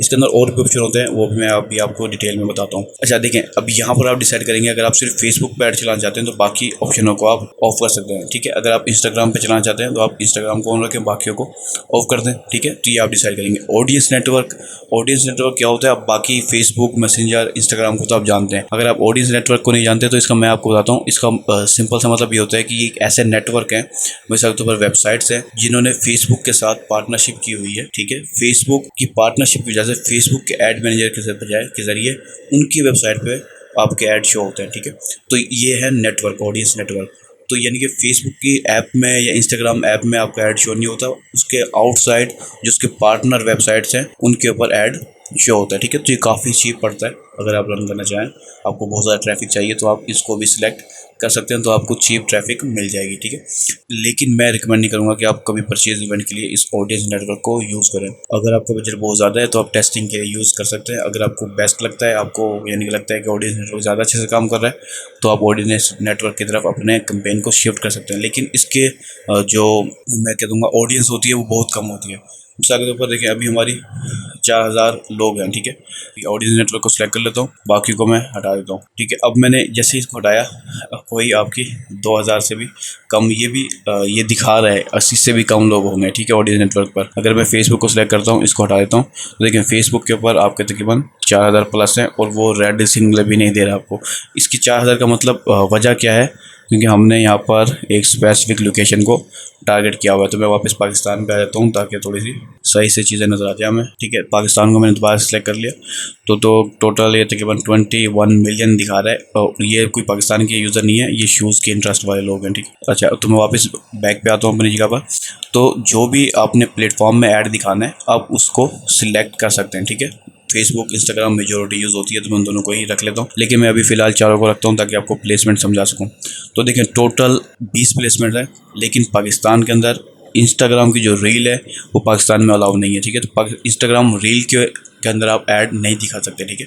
तो इसलिए वो उसने रिमूव कर दिया। 20 में से 19 पाकिस्तान के लिए अलाउ है, तो वो हम यहाँ पर देख सकते हैं। मैं इसको अभी फ़िलहाल बंद कर देता हूँ। देखिए अब एक फेसबुक फीड है, इंस्टाग्राम फीड है, मार्केट प्लेस और वीडियो फीड्स और दूसरी चीज़ें। अब देखिए यहाँ पर अगर हम देखें मिसाल के तौर पर मैं आपको समझाता हूँ। तो अब देखिए स्टोरी के हम आए हैं, तो इंस्टाग्राम स्टोरी का साइज़ आप देख रहे हैं वर्टिकल है, ठीक है। और अगर हमने कोई ऐड इमेज या वीडियो बनाई है जो कि 1080 बाई 1080 की है, ठीक है, इस साइज़ की है, वो इस साइज़ में सही से नज़र नहीं आएगी, ठीक है। तो अगर मैं आपको राइट कॉलम ऐड दिखाऊं, तो ये है राइट कॉलम, ये रहा, देखिए सॉरी टॉप पे ही था और वही नज़र नहीं आ रहा। देखिए अब ये राइट कॉलम ऐड मोबाइल में सही से शो नहीं हो रहा, डेस्कटॉप के ऊपर वो जो है ना मुख्तलिफ अंदाज में शो होता है। अगर मैं इसे सेलेक्ट करूँगा तो आपको ऐड डिज़ाइन में आगे जाके बाकायदा दिखा सकता हूँ कि राइट कॉलम ऐड असल में शो किस तरह से होता है। वो बहुत ही छोटी स्क्रीन है होती है जो नज़र नहीं आती। अब मिसाल के तौर पर मैं इस जगह पे ऐड दिखाऊँ जहाँ मेरा क्रिएटिव नज़र ही नहीं आएगा, तो मुझे फजूल पैसा ज़ाय करूँगा। तो हम क्या करते हैं कि हम जिस जगह पे हमें दिखाना है हमारे पास जो क्रिएटिव मौजूद है, ठीक है, हम देखेंगे कि अगर हमारे पास स्टोरी के लिहाज से क्रिएटिव मौजूद है तो हम स्टोरी को भी सिलेक्ट करें। अगर हमारे पास सिर्फ फीड के लिए तो हम सिर्फ फीड को सिलेक्ट करें। तो जो भी हमारे पास अवेलेबल है हम उस प्लेसमेंट को सिलेक्ट कर सकते हैं। अच्छा, अब इसके अंदर क्या होगा, जितनी ज़्यादा प्लेसमेंट आपने सेलेक्ट की होगी आपको कॉस्ट पर क्लिक या कॉस्ट पर रिजल्ट हो सकता है कम पड़े, ठीक है। कॉस्ट पर रिजल्ट तो कम नहीं पड़े शायद, लेकिन कॉस्ट पर क्लिक और कॉस्ट पर इम्प्रेशन जो है वो आपको कम पड़ सकता है, क्योंकि प्लेसमेंट ज़्यादा है। तो जो चीप प्लेसमेंट्स हैं उन पर अगर आपको ऐड दिख रहा है तो आपको कॉस्ट जो है कम पड़ती है, ठीक है। तो अगर आप चाहते हैं कि कॉस्ट कम पड़े आपको इंप्रेशन की और क्लिक्स की, तो आप ज़्यादा प्लेसमेंट को सिलेक्ट करें। अगर आप चाहते हैं कि आप फ़िल्टर रखना चाहते हैं कि आप बस फोकस करें कि जिस जगहों पर परचेज़ का ऑप्शन ज़्यादा है, चांसेस ज़्यादा हैं, सिर्फ उन प्लेसमेंट को रखें, तो फिर आप उन्हीं प्लेसमेंट को रखें, ठीक है। और वो मैं आपको कहूँगा कि आप इन फीड्स के अंदर से कुछ किसी ऑडियंस को सिलेक्ट करें। स्टोरी के लिए स्टोरी के अंदर ये रील के ऑप्शन को सिलेक्ट करें। अगर आपके पास क्रिएटिव है तो वहाँ पर सेल की चांसेस ज़्यादा है, लेकिन दूसरी जगहों पर जैसे राइट कॉलम वगैरह पर और नीचे ये इन स्ट्रीम नहीं, जो है ना ये सर्च के अंदर ऐड के अंदर आपको ना दिखाएं, मैसेजिंग या आर्टिकल ऐड में ना दिखाएं, ऐप और साइट्स की ऐड में ना दिखाएं। तो ये आप खुद डिसाइड कर सकते हैं जो भी आपके पास अवेलेबल है, यानी कि इमेज और वीडियोस के लिहाज से जो आपके पास है उसके लिहाज से आप प्लेसमेंट को सिलेक्ट करें। अच्छा, एक जो है ना स्टूडेंट ने मुझसे ना कमेंट के जरिए पूछा था कि हम फेसबुक की रील के अंदर किस तरह से ऐड चला सकते हैं। तो यहाँ पर आपको सिंपली ऑप्शन मिल रहा है कि यह है फेसबुक रील। अगर आप फेसबुक स्टोरीज़ के अंदर या फेसबुक रील के अंदर चलाना चाहते हैं तो आप सिंपली उससे सिलेक्ट करें, बाकियों को आप जो है ना ऑफ कर दें, ठीक है। जब आप फेसबुक रील को सिलेक्ट रखेंगे और बाकी को ऑफ कर देंगे तो आपकी पहली चीज़ क्रिएटिव फेसबुक रील की जो आपकी जो वीडियो है वो वर्टिकल होनी चाहिए फेसबुक रील के लिहाज से, ठीक है। दूसरी चीज़, आप इस एक ऑप्शन को सिलेक्ट करें और आगे ऐड के ऑप्शन में आप उस वीडियो को अपलोड कर दें, तो आपका जो ऐड है वो फेसबुक रील के अंदर शो होगा, ठीक है।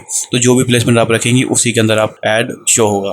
तो ये एक सिंपल सा क्वेश्चन था जो मैंने आपको बता दिया, जो पूछा गया था मुझसे। तो अब ये होती है प्लेसमेंट, जिसके बारे में मैंने डिटेल में अभी बताया। कोई भी आपका सवाल हो तो आप कमेंट कर सकते हैं, लेकिन मैं आपको डिटेल में आता हूँ। जैसे मैंने आपको कहा था डिवाइसेस के अंदर और भी ऑप्शन होते हैं, तो ये देखिए ये डिवाइस का ऑप्शन है और, ठीक है।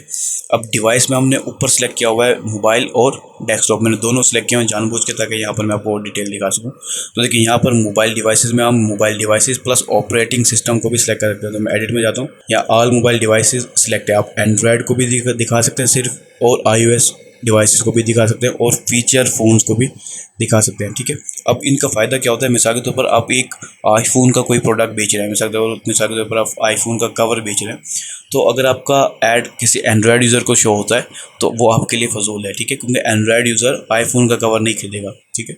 तो अगर आपका ऐड सिर्फ आईफोन यूज़र को शो होगा तो चांसेस आपके बढ़ जाएंगे उसके आईफोन के कवर को बाय करने के, ठीक है। तो ये काफ़ी फ़ायदेमंद होता है फ़िल्टर करने में अगर आपका कोई इस तरह का प्रोडक्ट है, ठीक है। इस चीज़ के लिए भी ध्यान दिया जा सकता है और मुख्तलिफ लेवल में भी इसको इस्तेमाल किया जा सकता है, लेकिन ये डिपेंड करता है हमारे जो है ना सिचुएशन के ऊपर कि हमें किस टाइप का ऐड चलाना है। इसके अलावा आप यहाँ पर only connected to wifi user को भी आप ऐड दिखा सकते हैं। सिर्फ उन लोगों को दिखेगा जो वाईफाई के जरिए कनेक्ट है, जो सिम के डाटा के जरिए कनेक्ट है उन्हें ऐड नहीं दिखेगा। तो ऑप्शन बहुत सारे फ़िल्टर करने के, लेकिन ये सब एक ही ऐड में अप्लाई नहीं होते। इस चीज़ का आपने ध्यान रखना है। ये हर ऐड के लिए मुख्तलिफ ऑप्शन को आपने रखना होता है।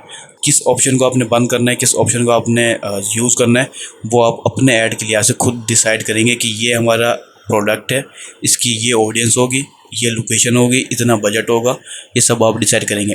कैसे करना है वो मैं आपको बता चुका हूँ। क्या कौन कौन से ऑप्शन यूज़ करने हैं ये आप खुद अपने प्रोडक्ट को और ऑब्जेक्टिव को देखते हुए इस्तेमाल करेंगे। ये मैं बार बार रिपीट कर रहा हूँ ताकि ये पॉइंट आपको अच्छे से दिमाग में बैठ जाए, ठीक है। उसके बाद बाकी जो ऑप्शन है वो इतने ज़्यादा देखने के लायक नहीं है, तो मैं इनको अभी छोड़ देता हूँ। तो जब हम ये सारे ऑप्शन देख चुके हैं, ठीक है, तो अब हम वापस आ जाते हैं कि जो है ना हमने पहले वेबसाइट सेलेक्ट किया होता। अगर हम ऐप को सिलेक्ट करते हैं तो हमें क्या ऑप्शंस जो है ना नए मिलते हैं, ठीक है। तो देखें, जब हमने ऐप को सिलेक्ट किया तो सबसे पहली चीज़ आपकी ऐप होनी चाहिए, ठीक है। दूसरी चीज़ आपकी ऐप के हेडर के अंदर आपको पिक्सल इंस्टॉल होना चाहिए, ठीक है। जब आपकी ऐप होगी उस पर पिक्सल इंस्टॉल होगा तो आप उस पिक्सल को सिलेक्ट करेंगे, ठीक है, और अपने परचेजिंग इवेंट को सिलेक्ट करेंगे, यानी कन्वर्जन इवेंट को सिलेक्ट करेंगे जैसे कि हमने वेबसाइट में किया था, ठीक है। ये पहली चीज़ शर्त है कि पिक्सल होना चाहिए ऐप के अंदर। उसके बाद जो है ना कोई भी ऑप्शन आपको खास नया नहीं मिलेगा इसके अंदर, सेम बाकी सारे ऑप्शन वही के वही होंगे, ठीक है।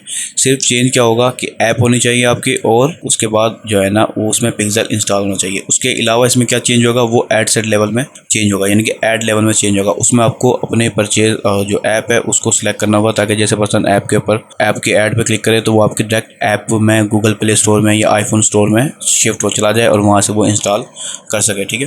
तो उसके लिए आपको ऐड लेवल में थोड़ा सा और काम करना पड़ता है, बाकी इस जगह पे आपको कोई भी काम करना नहीं पड़ेगा, ठीक है। इसके अलावा अगर हम वेबसाइट और ऐप को सिलेक्ट करते हैं तो इस सूरत में आपकी वेबसाइट भी होनी चाहिए और ऐड भी और ऐप भी होनी चाहिए, और दोनों में पिक्सल इंस्टॉल होना चाहिए, कन्वर्जन इवेंट्स का सेटअप होना चाहिए। अगर आपको ये नहीं आता इस पिक्सल किस तरह से इंस्टॉल करते हैं तो आप हमारी पहले पिक्सल इंस्टॉलेशन वाली लेसन को देख लें, वो भी पहले वीडियो डिटेल में मौजूद है, ठीक है। अब अगर हम इसको सिलेक्ट करते हैं तो हमें दोनों इवेंट्स को सिलेक्ट करना है, पहले पिक्सल को भी और फेस वेबसाइट का पिक्सल कौन सा है उसको भी, और बाकी दूसरी चीज़ों को भी सिलेक्ट करेंगे। उसके बाद बाकी सारी की सारी सेटिंग वही के वही है, कोई नई सेटिंग नहीं आएगी। ऐड सेट लेवल में आपको अपनी वेबसाइट का यूआरएल भी डालना होगा और ऐप को भी सिलेक्ट करना होगा, लेकिन क्योंकि हम ऐड के बारे में इस टॉपिक में बात नहीं करने वाले, नेक्स्ट लेसन में बात करेंगे तो उस वक्त हम इन सब चीज़ों को डिस्कस करेंगे कि हमने किस तरह से लिंक डालना होता है वेबसाइट का और किस तरह से ऐप को अटैच करना होता है, ठीक है। ये चीज़ आपने अभी ध्यान रखनी है। अगर हम मैसेंजर को सिलेक्ट करते हैं, यहाँ पर हम पहली चीज़ वही पिक्सल और इसको सिलेक्ट कर लें, जो कि हम पहले ही यानी कि बता चुके हैं कि किस तरह से करना है। लेकिन अब क्योंकि मैसेंजर का हमारा गोल है तो यहाँ पर आपको थोड़ा सा देखें, जब हम मैसेंजर को सिलेक्ट करेंगे तो कोई भी खास ऑप्शन आपको नया नहीं मिलेगा। हाँ, ऐड सेट लेवल में आपको पेज को सिलेक्ट करना होगा, तो जैसे आप पेज सिलेक्ट करेंगे उसके मैसेंजर से आपका ये ऐड कनेक्ट हो जाएगा। जैसे ही पर्सन आपके ऐड पे क्लिक करेगा वो डायरेक्टली मैसेंजर के ऊपर शिफ्ट हो जाएगा और वहाँ से आपके कन्वर्जन यानी कन्वर्सेशन के जरिए आप उनसे बातचीत करें और सेल ले सकते हैं, और वो सब कुछ एज अ कन्वर्जन आपके यहाँ पर ट्रैक होगा, ठीक है, आपके ऐड के अंदर ट्रैक होगा, ठीक है। इसके बाद अगर हम आएँ तो व्हाट्सअप का एक ऑप्शन आपको नज़र आ रहा है, तो हम जैसे व्हाट्सअप के बटन पे क्लिक करेंगे तो सिंपली बस वही सेम ऑप्शन आपने पिक्सल को और इवेंट को सिलेक्ट करना है, ठीक है। और बाकी आपने जो व्हाट्सअप है वो व्हाट्सअप आप ऐड सेट लेवल में जाके अपने व्हाट्सअप नंबर को डालेंगे, ठीक है, व्हाट्सअप नंबर डालेंगे, या फिर अगर आपके व्हाट्सअप जो है आपके बिजनेस पेज से अटैच है तो ऑटो सिलेक्ट हो जाएगी। अगर अटैच नहीं है तो आप अपना व्हाट्सअप बिजनेस का, ये ध्यान रखें, व्हाट्सअप बिजनेस ऐप आपकी इंस्टॉल होनी चाहिए उस नंबर पर, वही नंबर आपने यहाँ पर डालेंगे तो आपका व्हाट्सअप ऐड के साथ कनेक्ट हो जाएगा। जैसे ही पर्सन ऐड पे क्लिक करेगा बटन के ऊपर वो आपके व्हाट्सएप पे शिफ्ट हो जाएगा और व्हाट्सएप पे आपसे बात वगैरह करेगा और सेल होगी, ठीक है। तो ये सब चीज़ें इजीली ट्रैकेबल होती हैं, ठीक है, और बहुत ही एक दूसरे के साथ अटैच होती हैं। तो हम अपने लास्ट ऑप्शन में जाते हैं, वो है कॉल का। जब आप कॉल के ऑप्शन को सिलेक्ट करेंगे तो यहाँ पर पिक्सल की ज़रूरत भी नहीं पड़ती, आपने बस सिंपली ऐड लेवल के ऊपर, क्योंकि ऐड का टॉपिक मैं आपको बार बार रिपीट कर रहा हूँ कि हम अपने नेक्स्ट लेसन में इस्तेमाल सिखाएंगे आपको मुकम्मल तौर पे। ऐड लेवल पे आपने बस अपना फ़ोन नंबर डालना है। जैसे आप फ़ोन नंबर डालेंगे जो भी पर्सन आपके ऐड पे क्लिक करेगा वो आपके पास डायरेक्ट कॉल उसकी चली जाएगी मोबाइल के जरिए, ठीक है। तो ये सब तरीक़ेकार होते हैं, बाकी सारी सेटिंग सेम टू सेम है, इसलिए मैंने पहले आपको वो सारी सेटिंग बताई है, उसके बाद ये सारे ऑप्शन को बता रहा हूँ ताकि आपका टाइम और मेरा टाइम बच जाए, ठीक है। या सिंपली बस एक ऑप्शन आया, सॉरी मैं मिस कर गया था, कि फेसबुक पेज को सिलेक्ट करना है। तो हमारा फेसबुक जो पेज है टेस्टिंग मैंने सिलेक्ट किया, ठीक है, ये फेसबुक पेज हमारा सिलेक्ट हो गया। अब नेक्स्ट लेवल में यानी कि ऐड लेवल में मैं अपने नंबर को अटैच करूँगा। अगर मेरा फेसबुक पेज पे नंबर है तो वो भी इस्तेमाल में आ सकता है, ठीक है, क्योंकि मैंने अपने इस टेस्टिंग पेज में कोई नंबर या कोई डिटेल नहीं डाली तो वो यहाँ पर अटैच नहीं होगी, ठीक है। तो बाकी सारे सेटिंग वही है, वही प्लेसमेंट का ऑप्शन है, वही टारगेटिंग है, वही लोकेशन है, वही एज ग्रुप है, वही बजट है, सब कुछ सारी सेटिंग वही है, बस ये हल्की फुल्की सी चेंजेस आ रही हैं। यही चेंजेस हल्की फुल्की ही आती हैं, बाकी सारी चीज़ें हर ऐड में हर ऑब्जेक्टिव में सेम ही रहती हैं, ठीक है।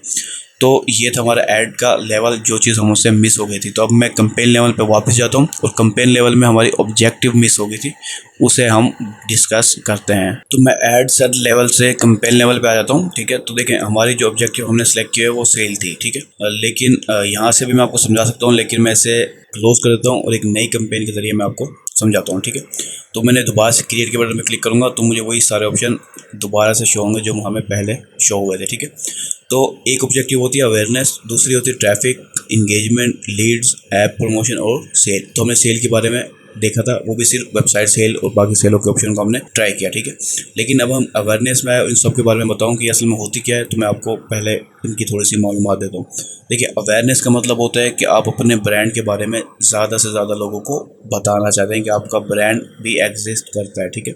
उन्हें थोड़ा सा उनके जहन में अपने ब्रांड की एक इमेज देना चाहते हैं, ठीक है। उन्हें याद रखना चाहते हैं कि आपका भी कोई ब्रांड मौजूद है, तो आप अवेयरनेस ऑब्जेक्टिव को सिलेक्ट करेंगे, ठीक है। उस अवेयरनेस ऑब्जेक्टिव को जब आप सिलेक्ट करेंगे तो आप जो है ना कुछ डिफरेंट टाइप के ऐड चला सकते हैं। उसमें आप रीच ऐड चला सकते हैं, ब्रांड अवेयरनेस ऐड चला सकते हैं, वीडियो व्यूज ऐड चला सकते हैं और स्टोर लोकेशन अवेयरनेस ऐड चला सकते हैं, ठीक है। अब इन सब में फ़र्क क्या होता है? अब देखिए, रीच का जो होता है फ़र्क है वो है कि आपकी ad maximum number of peoples को शो होगा, ठीक है। और अवेयरनेस के अंदर ये होता है कि आपका जो ऐड है ज़्यादा से ज़्यादा बार शो होगा। अगर मैं इसको थोड़ा सा डिटेल में समझाऊं तो अवेयरनेस और रीच में अगर आपको कन्फ्यूजन हो, तो इसमें ज़्यादा लोगों को कन्फ्यूजन होती है कि देखिए, रीच का मतलब है कि ज़्यादा से ज़्यादा लोगों तक शो हो, ठीक है। एक पर्सन को 10% को शो हो, ठीक है।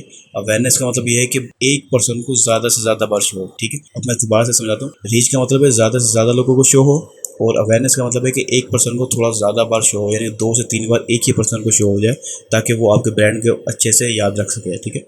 अब मिसाल के तौर पर एक पर्सन को 5 बार ऐड शो हुआ है, तो वो रीच 1 है लेकिन इंप्रेशन 5 होंगे, ठीक है, क्योंकि 5 दफ़ा देखा गया है। अवेयरनेस का मतलब है देखे जाना, कि जितनी बार भी एक पर्सन भी अगर 10 बार देख रहा है तो 10 इंप्रेशन मिलेंगे, लेकिन रीच के अंदर वो सिर्फ एक ही रीच काउंट होगी कि एक पर्सन को हमने दिखाया है। तो ये फ़र्क होता है रीच में और अवेयरनेस में, ठीक है। उसके बाद सिंपली वीडियो व्यूज़ का मतलब तो आपको पता है कि वीडियो के ऊपर कितने व्यूज़ चाहिए वो आपको यहाँ पर शो हो रहे होते हैं, ठीक है। उसके बाद awareness, store location. Store location से मुराद है लोकल स्टोर लोकेशन, ठीक है। आपका लोकल स्टोर का भी हम ऐड चला सकते हैं, ठीक है। तो बहरहाल मैं पहले सब के बारे में बताता हूँ, उसके बाद हम वन बाय वन ट्राई भी कर लेते हैं। उसके बाद हम आते हैं ट्रैफिक के ऊपर, ठीक है। तो ट्रैफिक का मतलब सिंपल है कि आपको ज़्यादा से ज़्यादा लोगों को अपने बिजनेस के ऊपर लेके आना है। वो बिजनेस वेबसाइट भी हो सकती है, ठीक है, और मैसेंजर और व्हाट्सएप भी हो सकती है, और वो ऑब्जेक्टिव हमारी कॉल भी हो सकती है, ठीक है। अगर आप ट्रैफिक को सिलेक्ट करते हैं तो आप लिंक क्लिक के ऐड भी चला सकते हैं, लैंडिंग पेज व्यूज़ के ऐड भी चला सकते हैं। अब इन दोनों में अक्सर लोगों को कन्फ्यूजन होती है कि लिंक क्लिक्स क्या है और लैंडिंग पेज व्यूज़ क्या है। अब देखिए, लिंक क्लिक्स का मतलब ये है कि जब आप ऐड चला रहे हैं ना, उस पर कितने लोगों ने क्लिक किया, ठीक है। अब इसमें क्लिक से मुराद और लैंडिंग पेज में फ़र्क क्या होता है कि लिंक क्लिक्स में जैसे मैंने आपको बताया कि कितने लोगों ने आपके ऐड पे क्लिक किया, ठीक है, और लैंडिंग पेज होती है कि कितने लोग आपकी वेबसाइट के लैंडिंग पेज पर, होम पेज पर, या जो भी लिंक आपने लगाया था उस पर लैंड कितने लोग हुए, ठीक है। इनमें बहुत बड़ा डिफरेंस होता है कि 100 लोग अगर आपके लिंक पे क्लिक कर रहे हैं तो हो सकता है 50 लोग आपके वेबसाइट को विजिट करें, बाकी 50 लोग वैसे ही छोड़ जाएँ, ठीक है। मुख्तलिफ वजूहत की वजह से वेबसाइट की स्पीड स्लो है या कोई और वजह है, तो 50 लोग, 70 लोग, 100 में से 50 लोग, 70 लोग ऐसे ही छोड़ जाते हैं, ठीक है। सिर्फ 100 बंदों ने लिंक पे क्लिक किया है और 50 या 30 या जितने भी अच्छी और आपकी वेबसाइट है वो लोग लैंडिंग पेज पे आए हैं, ठीक है। तो लिंक क्लिक्स फेसबुक जैसे कोई क्लिक करेगा, बेशक वो वेबसाइट पे गया है या नहीं गया, लिंक क्लिक्स काउंट करेगा, ठीक है। लेकिन अगर कोई लैंडिंग पेज पे गया जाएगा तो उस वक्त वो लैंडिंग पेज व्यूज़ काउंट करेगा। तो कभी कभार हमारे लिंक क्लिक्स ऐड चलाने होते हैं और कभी कभार लैंडिंग पेज व्यूज़ ऐड चलाने होते हैं, ठीक है। फ़ायदेमंद लैंडिंग पेज व्यूज़ होते हैं लेकिन वो कॉस्टली भी होते हैं, लिंक क्लिक्स थोड़े कम कॉस्टली होते हैं। अगर आपकी वेबसाइट बेहतरीन है, ठीक है, उसकी स्पीड भी अच्छी है और कोई एरर भी नहीं है, तो आप लिंक क्लिक्स चलाएँ, ठीक है। क्योंकि आपकी वेबसाइट में कोई मसला नहीं है, तो 100 लोग अगर आपकी लिंक पे क्लिक कर रहे हैं तो हो सकता है 70 लोग, 80 लोग आपके वेबसाइट पे आ भी जाएं। लेकिन अगर आपकी वेबसाइट ख़राब है तो लिंक क्लिक्स के बजाय आप लैंडिंग पेज व्यूज़ चलाएं, ऐड चलाएं, ये ज़्यादा बेस्ट रहेगा आपके लिए। बाकी मैसेंजर ऐड और कॉल ऐड मैं आपको अभी कुछ देर पहले ही बता चुका हूँ इसी वीडियो के अंदर।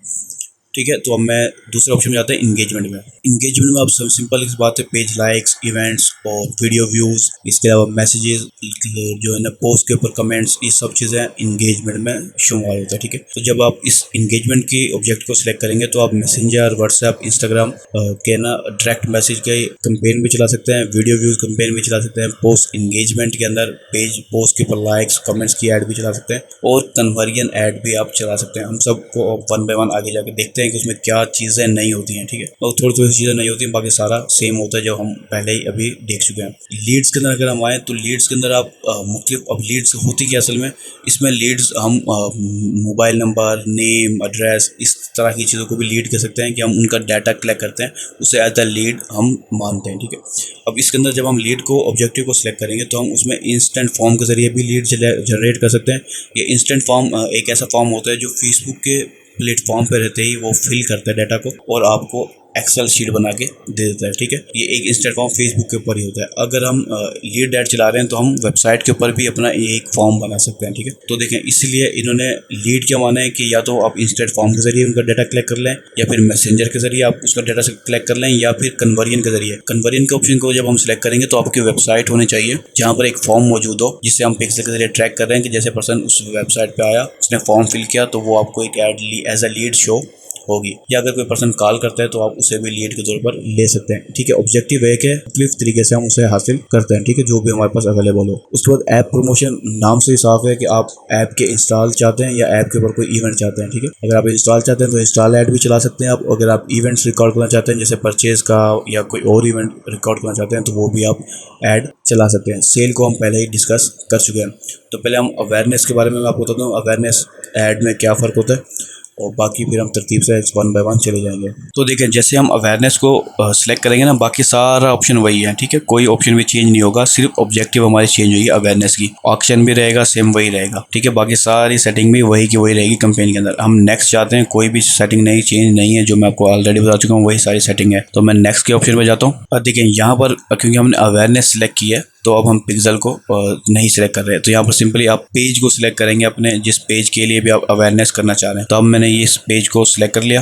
ठीक है। उसके बाद हम थोड़ा सा नीचे आएंगे तो देखिए, कोई भी खास जो है ना इसमें चेंजेस नहीं है। इसमें क्या चेंज हुआ है, क्योंकि हमने अवेयरनेस ऑब्जेक्टिव को सिलेक्ट किया हुआ है। ठीक है। तो इसमें आपने फ्रीक्वेंसी कैप शो हो रहा है कि एक पर्सन को कितने बार दिखाना है।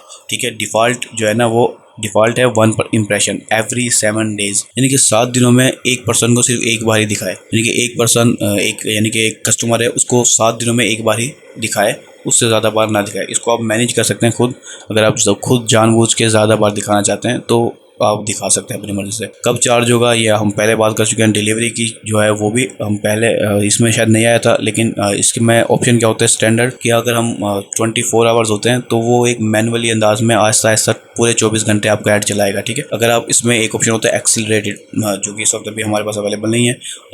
एक्सिलरेटरी का ऑप्शन होता है जो हमारा बजट है वो एज सून एज पॉसिबल खर्च कर दे और ऐड को स्पीड में दिखा दे। तो ये उस वक्त फ़ायदेमंद होगा जब हमारे पास टाइमिंग कम है, हम एक लिमिटेड टाइम है उसके अंदर हम ज़्यादा से ज़्यादा ऐड दिखा के अपने गोल को अचीव करना चाहते हैं तो हम एक्सिलरेटेड के ऑप्शन को सिलेक्ट कर सकते हैं। बाकी सारे ऑप्शन इसके अंदर सेम टू सेम है, वही ऑडियंस, वही लोकेशन, प्लेसमेंट इसमें थोड़ी बहुत चेंज भी हो सकती है, लेकिन क्योंकि आपको अवेयरनेस चाहिए तो आप सारे प्लेसमेंट को भी सिलेक्ट करके रख सकते हैं। ठीक है। यानी कि ये आपके अपने ऊपर डिपेंड करेगा अगर आप अवेयरनेस की ऐड सिलेक्ट कर रहे हैं। तो जैसे कि मैं आपको दिखा रहा था कि इसमें सारे के सारे ऑप्शन सेम है, लेकिन जैसे कि मैंने आपको बताया कि अवेयरनेस में भी हम मुख्तलिफ ऐड चला सकते हैं, यानी कि अवेयरनेस ऐड चला सकते हैं, रीच ऐड चला सकते हैं और डिफरेंट ऐड्स हम चला सकते हैं। तो उन्हें हमने कैसे सिलेक्ट करना है, अपने यहाँ पर सिंपली थोड़ा सा नीचे आना है और यहाँ पर आपको नज़र आ रहा है ऑप्टिमाइजेशन फॉर ऐड डिलीवरी। वैसे ये मैं आपको पहले भी बता चुका हूँ सेल के अंदर, लेकिन क्योंकि हमने अवेयरनेस ऑब्जेक्टिव सिलेक्ट किया तो ये थोड़ा सा चेंज हो जाएगा। ठीक है। यहाँ पर आपने एडिट के ऑप्शन पे क्लिक करना है और यहाँ देखिए, यहाँ पर आपको अब ऑप्शन हमारा बाय डिफॉल्ट जो सिलेक्ट है वो है रीच। अब आप खुद जानते हैं रीच का, मैंने आपको बताया कि रीच का मतलब है एक पर्सन को अगर ऐड दिखा तो वो एक रीच मानी जाएगी। ठीक है। अगर हम इंप्रेशन सेलेक्ट करते हैं तो एक पर्सन को अगर 5 दफ़ा ऐड दिखा तो वो 5 इंप्रेशन शो होंगे। तो रीच का ऑप्शन ही बेस्ट है अवेयरनेस के अंदर, लेकिन अगर आप चाहें तो रीच के अंदर आप इंप्रेशन को भी रख सकते हैं अगर आप चाहें तो। ठीक है। जैसे मैंने पहले बताया। उसके बाद ऐड रिकॉल लिफ्ट को भी रख सकते हैं और थ्रू प्लेस को भी रख सकते हैं, 2 सेकंड की वीडियो व्यूज़ को भी रख सकते हैं, ये आपके अपने ऊपर है। अच्छा, अब ऐड रिकॉल लिफ्ट क्या है? ऐड रिकॉल लिफ्ट का मतलब होता है कि एक पर्सन को अगर आपको ऐड दिखा है तो वो कितने दिनों तक आपके ब्रांड के बारे में या आपके ऐड के बारे में याद रख सकता है, मिनिमम 1 डेज 2 डेज। तो उसे ऐड रिकॉल लिफ्ट कहते हैं, ठीक है, कि आपका ऐड की रिकॉल लिफ्ट कितनी है। अगर आप इसको करना चाहें तो आप ये भी सिलेक्ट कर सकते हैं ऑब्जेक्टिव के तौर पर। थ्रू प्ले का मतलब होता है कि जैसे ये है ना 2 सेकंड कंटिन्यूस वीडियो व्यूज़, जो भी पर्सन 2 सेकंड वीडियो व्यूज़ देखेगा वो आप उसको भी आप इस गोल के साथ भी दिखा सकते हैं 2 सेकंड वीडियो व्यूज़ के। और थ्रू प्लेस का मतलब होता है 15 सेकंड की वीडियो व्यूज़, ठीक है, यानी कि वीडियो हो व्यूज़ ही हो रहे हैं, लेकिन उसका इस कंपेन का गोल होगा कि एक पर्सन 15 सेकंड कम से कम वीडियो को देख ले, ठीक है। तो इसके अंदर अवेयरनेस ही है, लेकिन बस ये चीज़ें चेंज हो रही हैं कि हम रीच ऐड चलाएं, कंपेन जो है ना कंप्रेशन ऐड चलाएं या थ्रू प्लेज और वीडियो व्यूज़ चलाएं, ये हम यहाँ से चेंज कर सकते हैं, ठीक है। तो ये ऑप्शन जो है ना न्यू होता है, बाकी सारे ऑप्शन, ये ऑप्शन में मैं आपको बता चुका हूँ, बाकी सारे ऑप्शन सेम टू सेम है, इसमें कोई भी नया ऑप्शन नहीं मिलेगा आपको। ऑब्जेक्टिव जरूर चेंज हुई है लेकिन ऑप्शन सारे वही हैं, ठीक है। इस चीज़ का आपने ध्यान रखना है। तो मैं वापस जाता हूँ और अवेयरनेस की बजाय किसी दूसरी ऑब्जेक्टिव को सिलेक्ट करता हूँ। तो अगर हम ट्रैफिक ऑब्जेक्टिव को सिलेक्ट करते हैं, ठीक है, तो ट्रैफिक ऑब्जेक्टिव को सिलेक्ट किया हमने, ये कंपेन की सेटिंग सारी वही है। नेक्स्ट पे जाएंगे हम और यहाँ पर देखें ट्रैफिक जैसे सिलेक्ट किया तो हमें ऐप के ऊपर भी ट्रैफिक लेके जा सकते हैं, वेबसाइट पे भी ट्रैफिक लेके जा सकते हैं, मैसेंजर पे, व्हाट्सएप पे और कॉल के जरिए भी ट्रैफिक लेके जा सकते हैं, ठीक है। तो बाकी सारे ऑप्शन आपको वही मिलेंगे। यहाँ पर आपको जो चेंज हो जाएगा वो हो जाएगा लिंक क्लिक चाहिए आपको या लैंडिंग पेज व्यू चाहिए। अब इन दोनों में क्या फ़र्क होता है मैं पहले आपको बता चुका हूँ। आपको इंप्रेशन चाहिए, ये भी मैं आपको बता चुका हूँ। देखिए ये सारा सेम ही है, ठीक है, लेकिन आपने अब क्या करना है, यहाँ पर जो ऑप्शन चेंज होता है वो होता है ऑप्टिमाइजेशन फॉर एड डिलीवरी का ऑप्शन चेंज होता है, ठीक है। इसमें आप ऑब्जेक्टिव रख सकते हैं, लिंक क्लिक्स भी रख सकते हैं, लैंडिंग पेज व्यूज़ भी रख सकते हैं, ठीक है। लैंडिंग पेज व्यूज़ और लिंक में क्या फ़र्क है ये मैं आपको पहले बता चुका हूँ। इंप्रेशन में क्या फ़र्क है ये भी मैं आपको पहले बता चुका हूँ। तो जो भी ऑब्जेक्टिव आपका है उसके लिहाज से आप यहाँ से ऑप्शन सेलेक्ट कर सकते हैं। उसी के जो भी ऑप्शन आप सेलेक्ट करेंगे, जो ऐड है वो उसी ऑब्जेक्टिव को लेकर ऑप्टिमाइज होगा। अगर आप लिंक क्लिक्स सेलेक्ट करेंगे तो फेसबुक ट्राई करेगा ज़्यादा से ज़्यादा लिंक्स क्लिक मिले आपको। अगर आप लैंडिंग पेज व्यूज़ सेलेक्ट करेंगे तो फेसबुक ट्राई करेगा कि ज़्यादा से ज़्यादा लैंडिंग पेज व्यूज़ मिले, ठीक है। तो ऑप्टिमाइजेशन डिलीवरी यही चीज़ होती है, यही हर ऑब्जेक्टिव में चेंज होती रहती है, ठीक है। तो ट्रैफिक के अंदर ये ऑप्शन नए हैं। बाकी अगर हम व्हाट्सअप को सिलेक्ट करेंगे तो ये मैं आपको पहले बता चुका हूँ कि व्हाट्सअप ऑन होगी, और अगर मैसेंजर को करेंगे तो मैसेंजर को सिलेक्ट करना होगा, ये मैं आपको पहले सेल कंपेन के अंदर ही बता चुका हूँ, ये ऐप के बारे में भी और इन सारी चीज़ों के बारे में। अगर आपने वो नहीं देखा तो इस वीडियो को थोड़ा सा वापस रिवर्स कर लें और वापस जाके उस शुरुआत से देख लें, ठीक है।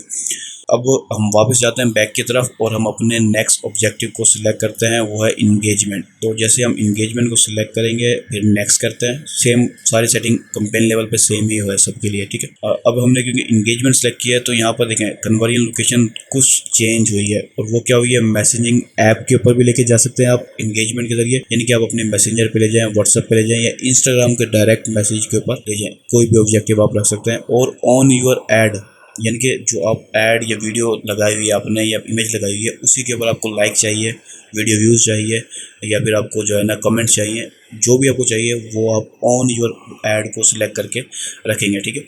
अगर आप वेबसाइट के ऊपर इंगेजमेंट चाहते हैं तो वेबसाइट सेलेक्ट करेंगे, अगर आप ऐप के ऊपर इंगेजमेंट चाहते हैं तो आप ऐप सेलेक्ट करेंगे, और अगर आप फेसबुक पेज के ऊपर इंटरेक्शन चाहते हैं तो आप फेसबुक पेज को सिलेक्ट करेंगे। इसमें सब चीज़ें जो है ना जो भी आप सेलेक्ट करेंगे उसमें हल्की फुल्की सी चीज़ें चेंज होंगी। मिसाल के तौर पर हमने ऑन योर ऐड सेलेक्ट किया हुआ है तो यहाँ पर इंगेजमेंट टाइप वीडियो व्यूज़ है, इसको आप चेंज करके पोस्ट इंगेजमेंट करेंगे तो आपको जो है ना पोस्ट के ऊपर लाइक्स और कमेंट्स मिलेंगे। अगर आप इवेंट कोई जो है ना इवेंट की प्रमोशन कर रहे हैं तो उस सूरत में आप इवेंट रिस्पॉन्सेज भी यहाँ पर सिलेक्ट कर सकते हैं। तो लेकिन ज़्यादातर हम क्या करते हैं पोस्ट इंगेजमेंट यूज़ होती है या फिर वीडियो व्यूज़ यूज़ होती है। लेकिन इसके लिए मैं आपको क्या सजेस्ट करूँगा कि इंगेजमेंट में वीडियो व्यूज़ के बजाय आप वीडियो व्यूज़ के ही ऑब्जेक्टिव को जो है ना सिलेक्ट कर लें, उस वहाँ से वीडियो व्यूज़ लें। अगर आपने पोस्ट के ऊपर इंगेजमेंट लेनी है तो आप पोस्ट इंगेजमेंट के लिए आप यहाँ पर इंगेजमेंट के सेक्शन में आएँ, वरना वीडियो व्यूज़ के सेक्शन में जाके आप वीडियो व्यूज़ लें डायरेक्ट, ठीक है।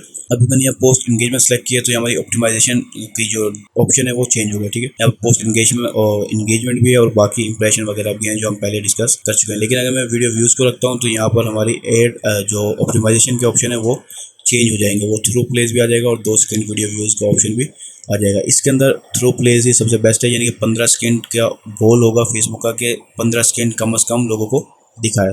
2 सेकंड के अंदर आपका जो ऑब्जेक्टिव है या आपका जो मैसेज है वो कन्वे नहीं हो सकता, तो आप 15 सेकंड मिनिमम जो है ना सिलेक्ट करें, ठीक है। ये थ्रू प्ले को ही रखें तो सबसे ज़्यादा बेस्ट ऑप्शन रहेगा। जैसे बात है जो 15 सेकंड देख रहे हैं वो 2 सेकंड भी देखेगा, ठीक है, तो वो एक साथ के साथ ही निपट जाता है। तो मैं वीडियो व्यूज़ को छोड़ देता हूँ और मैं यहाँ पर जो और इंपॉर्टेंट चीज़ें, मैं वेबसाइट को सिलेक्ट करता हूँ। तो देखिए जैसे वेबसाइट सेलेक्ट करूँगा वही सेम प्रोसेस से आपको गुजरना पड़ेगा।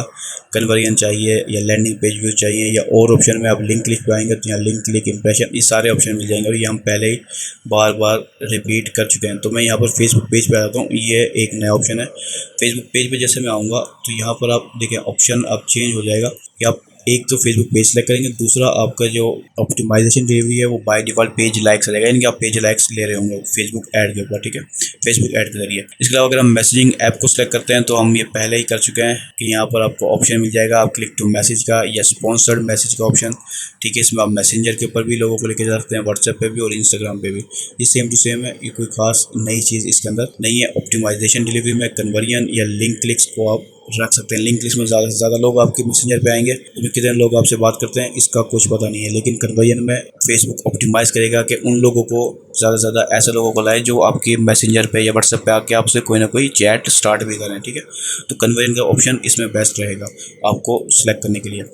तो ये 4-5 ऑप्शन थे जो नए थे, मैं आपको बता चुका हूँ। इस ऑब्जेक्टिव में तो हम दोबारा से कैंपेन लेवल में जाते हैं और अपने ऑब्जेक्टिव को चेंज करते हैं। तो देखिए यहाँ पर लीड का ऑब्जेक्टिव है, तो मैं लीड ऑब्जेक्टिव में जाऊँगा, ठीक है। लीड ऑब्जेक्टिव में जाके मैं नेक्स्ट करता हूँ। कैंपेन की सेटिंग सेम होती है, मैं बार बार रिपीट कर रहा हूँ, ठीक है। तो अब लीड हम अपनी वेबसाइट पे भी कलेक्ट कर सकते हैं, इंस्टेंट फॉर्म के ज़रिए भी कलेक्ट कर सकते हैं, ठीक है, और मैसेंजर के ऊपर भी हम लीड को कलेक्ट कर सकते हैं, और वो भी इंस्टेंट फॉर्म्स एंड मैसेंजर दोनों को एक साथ भी यूज़ कर सकते हैं, कॉल के ज़रिए भी कर सकते हैं और ऐप के ज़रिए भी कर सकते हैं। वेबसाइट को अगर हम ऑप्शन को सिलेक्ट करते हैं तो आपका पिक्सल हो, और इवेंट के अंदर आप जैसे हम परचेज को रखते हैं, आप यहाँ पर जो है ना एक और ऑप्शन होता है कंप्लीट रजिस्ट्रेशन, इसे भी लीड के तौर पे माना जा सकता है, कॉन्टैक्ट को भी लीड के तौर पर माना जा सकता है, और लीड की भी बाकायदा एक इवेंट होता है, उसे भी आप लीड के तौर पर मान सकते हैं। तो अगर आप चाहते हैं कि आपकी वेबसाइट पे लोग आके आपसे कॉन्टैक्ट करें कोई कॉन्टैक्ट फॉर्म के ज़रिए या नंबर के ज़रिए, तो आप इसको भी ऑब्जेक्टिव के तौर पे रख सकते हैं और लीड को भी ऑब्जेक्टिव के तौर पे रख सकते हैं वेबसाइट के ऊपर अगर आप लीड कलेक्ट करना चाहते हैं, ठीक है। लेकिन इसी तरह सेम ऑप्शन ऐप के लिए भी है। ऐप के ऊपर आपको पिक्सल हो तो बाकी सारी सेटिंग आप यहाँ से सिलेक्ट कर सकते हैं इवेंट्स को। मैं इंस्टेंट फॉर्म के ऊपर आता हूँ।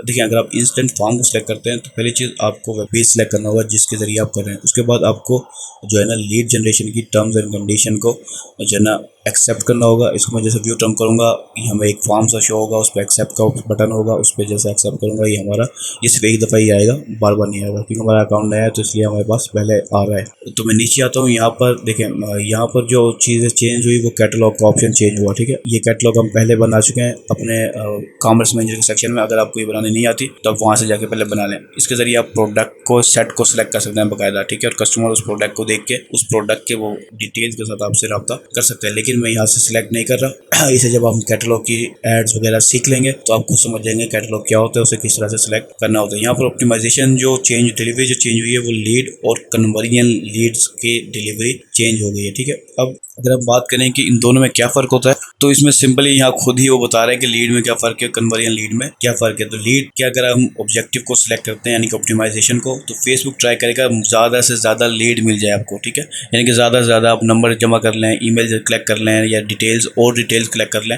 कोशिश ये करेगा फेसबुक। अगर हम कन्वर्जन लीड को करते हैं तो फेसबुक ट्राई करेगा कि ऐसे लीड्स आपको मिले जो कन्वर्टेबल हैं, यानी कि अगर आप मिसाल के तौर पर रियल एस्टेट की किसी हाउस की कोई हाउसिंग स्कीम सेल कर रहे हैं तो आपने क्या करना है, कन्वर्जन लीड को सिलेक्ट करना है। तो फेसबुक क्या करेगा, सिर्फ ये ट्राई करेगा कि सिर्फ लीड्स ना मिले, ऐसी लीड्स मिले जो कन्वर्ट भी हो सकती हो, ठीक है। तो ये ऑप्शन मैं सजेस्ट करूंगा लीड के ऐड के अंदर, ठीक है। लीड ऐड में आपने ये ऑप्शन कन्वर्जन लीड के ऑप्शन को रखना है, जबकि लीड्स के बजाय अगर आप ज़्यादा से ज़्यादा लीड चाहते हैं, उसमें कितने लोग कन्वर्ट होते हैं उसको आप देखना नहीं चाहते तो आप लीड को रखें, वरना कन्वर्जन लीड का ऑप्शन बेस्ट है, ठीक है। तो हम वापस मैं टॉप पे जाता हूँ, ठीक है। तो इंस्टेंट फॉर्म इसमें ज़्यादा अहम था, वो मैंने आपको बता दिया। मैसेंजर के ऊपर सिंपली मैसेज आएगा और आप मैसेंजर के जरिए जो है ना उसे रिप्लाई कर सकते हैं। इसके अलावा आप इंस्टेंट फॉर्म्स भी बनाते हैं। इंस्टेंट फॉर्म्स कैसे बनते हैं वो हम ऐड लेवल पे सीखेंगे, ठीक है, यानी कि नेक्स्ट लेसन में हम ऐड लेवल पे इंस्टेंट फॉर्म्स बनाना भी सीखेंगे। बाकी सब सेटिंग वही है, ऐप भी, कॉल्स भी और वेबसाइट भी, ठीक है। तो ये इंस्टेंट फॉर्म्स और मैसेंजर तो दोनों की सूरत में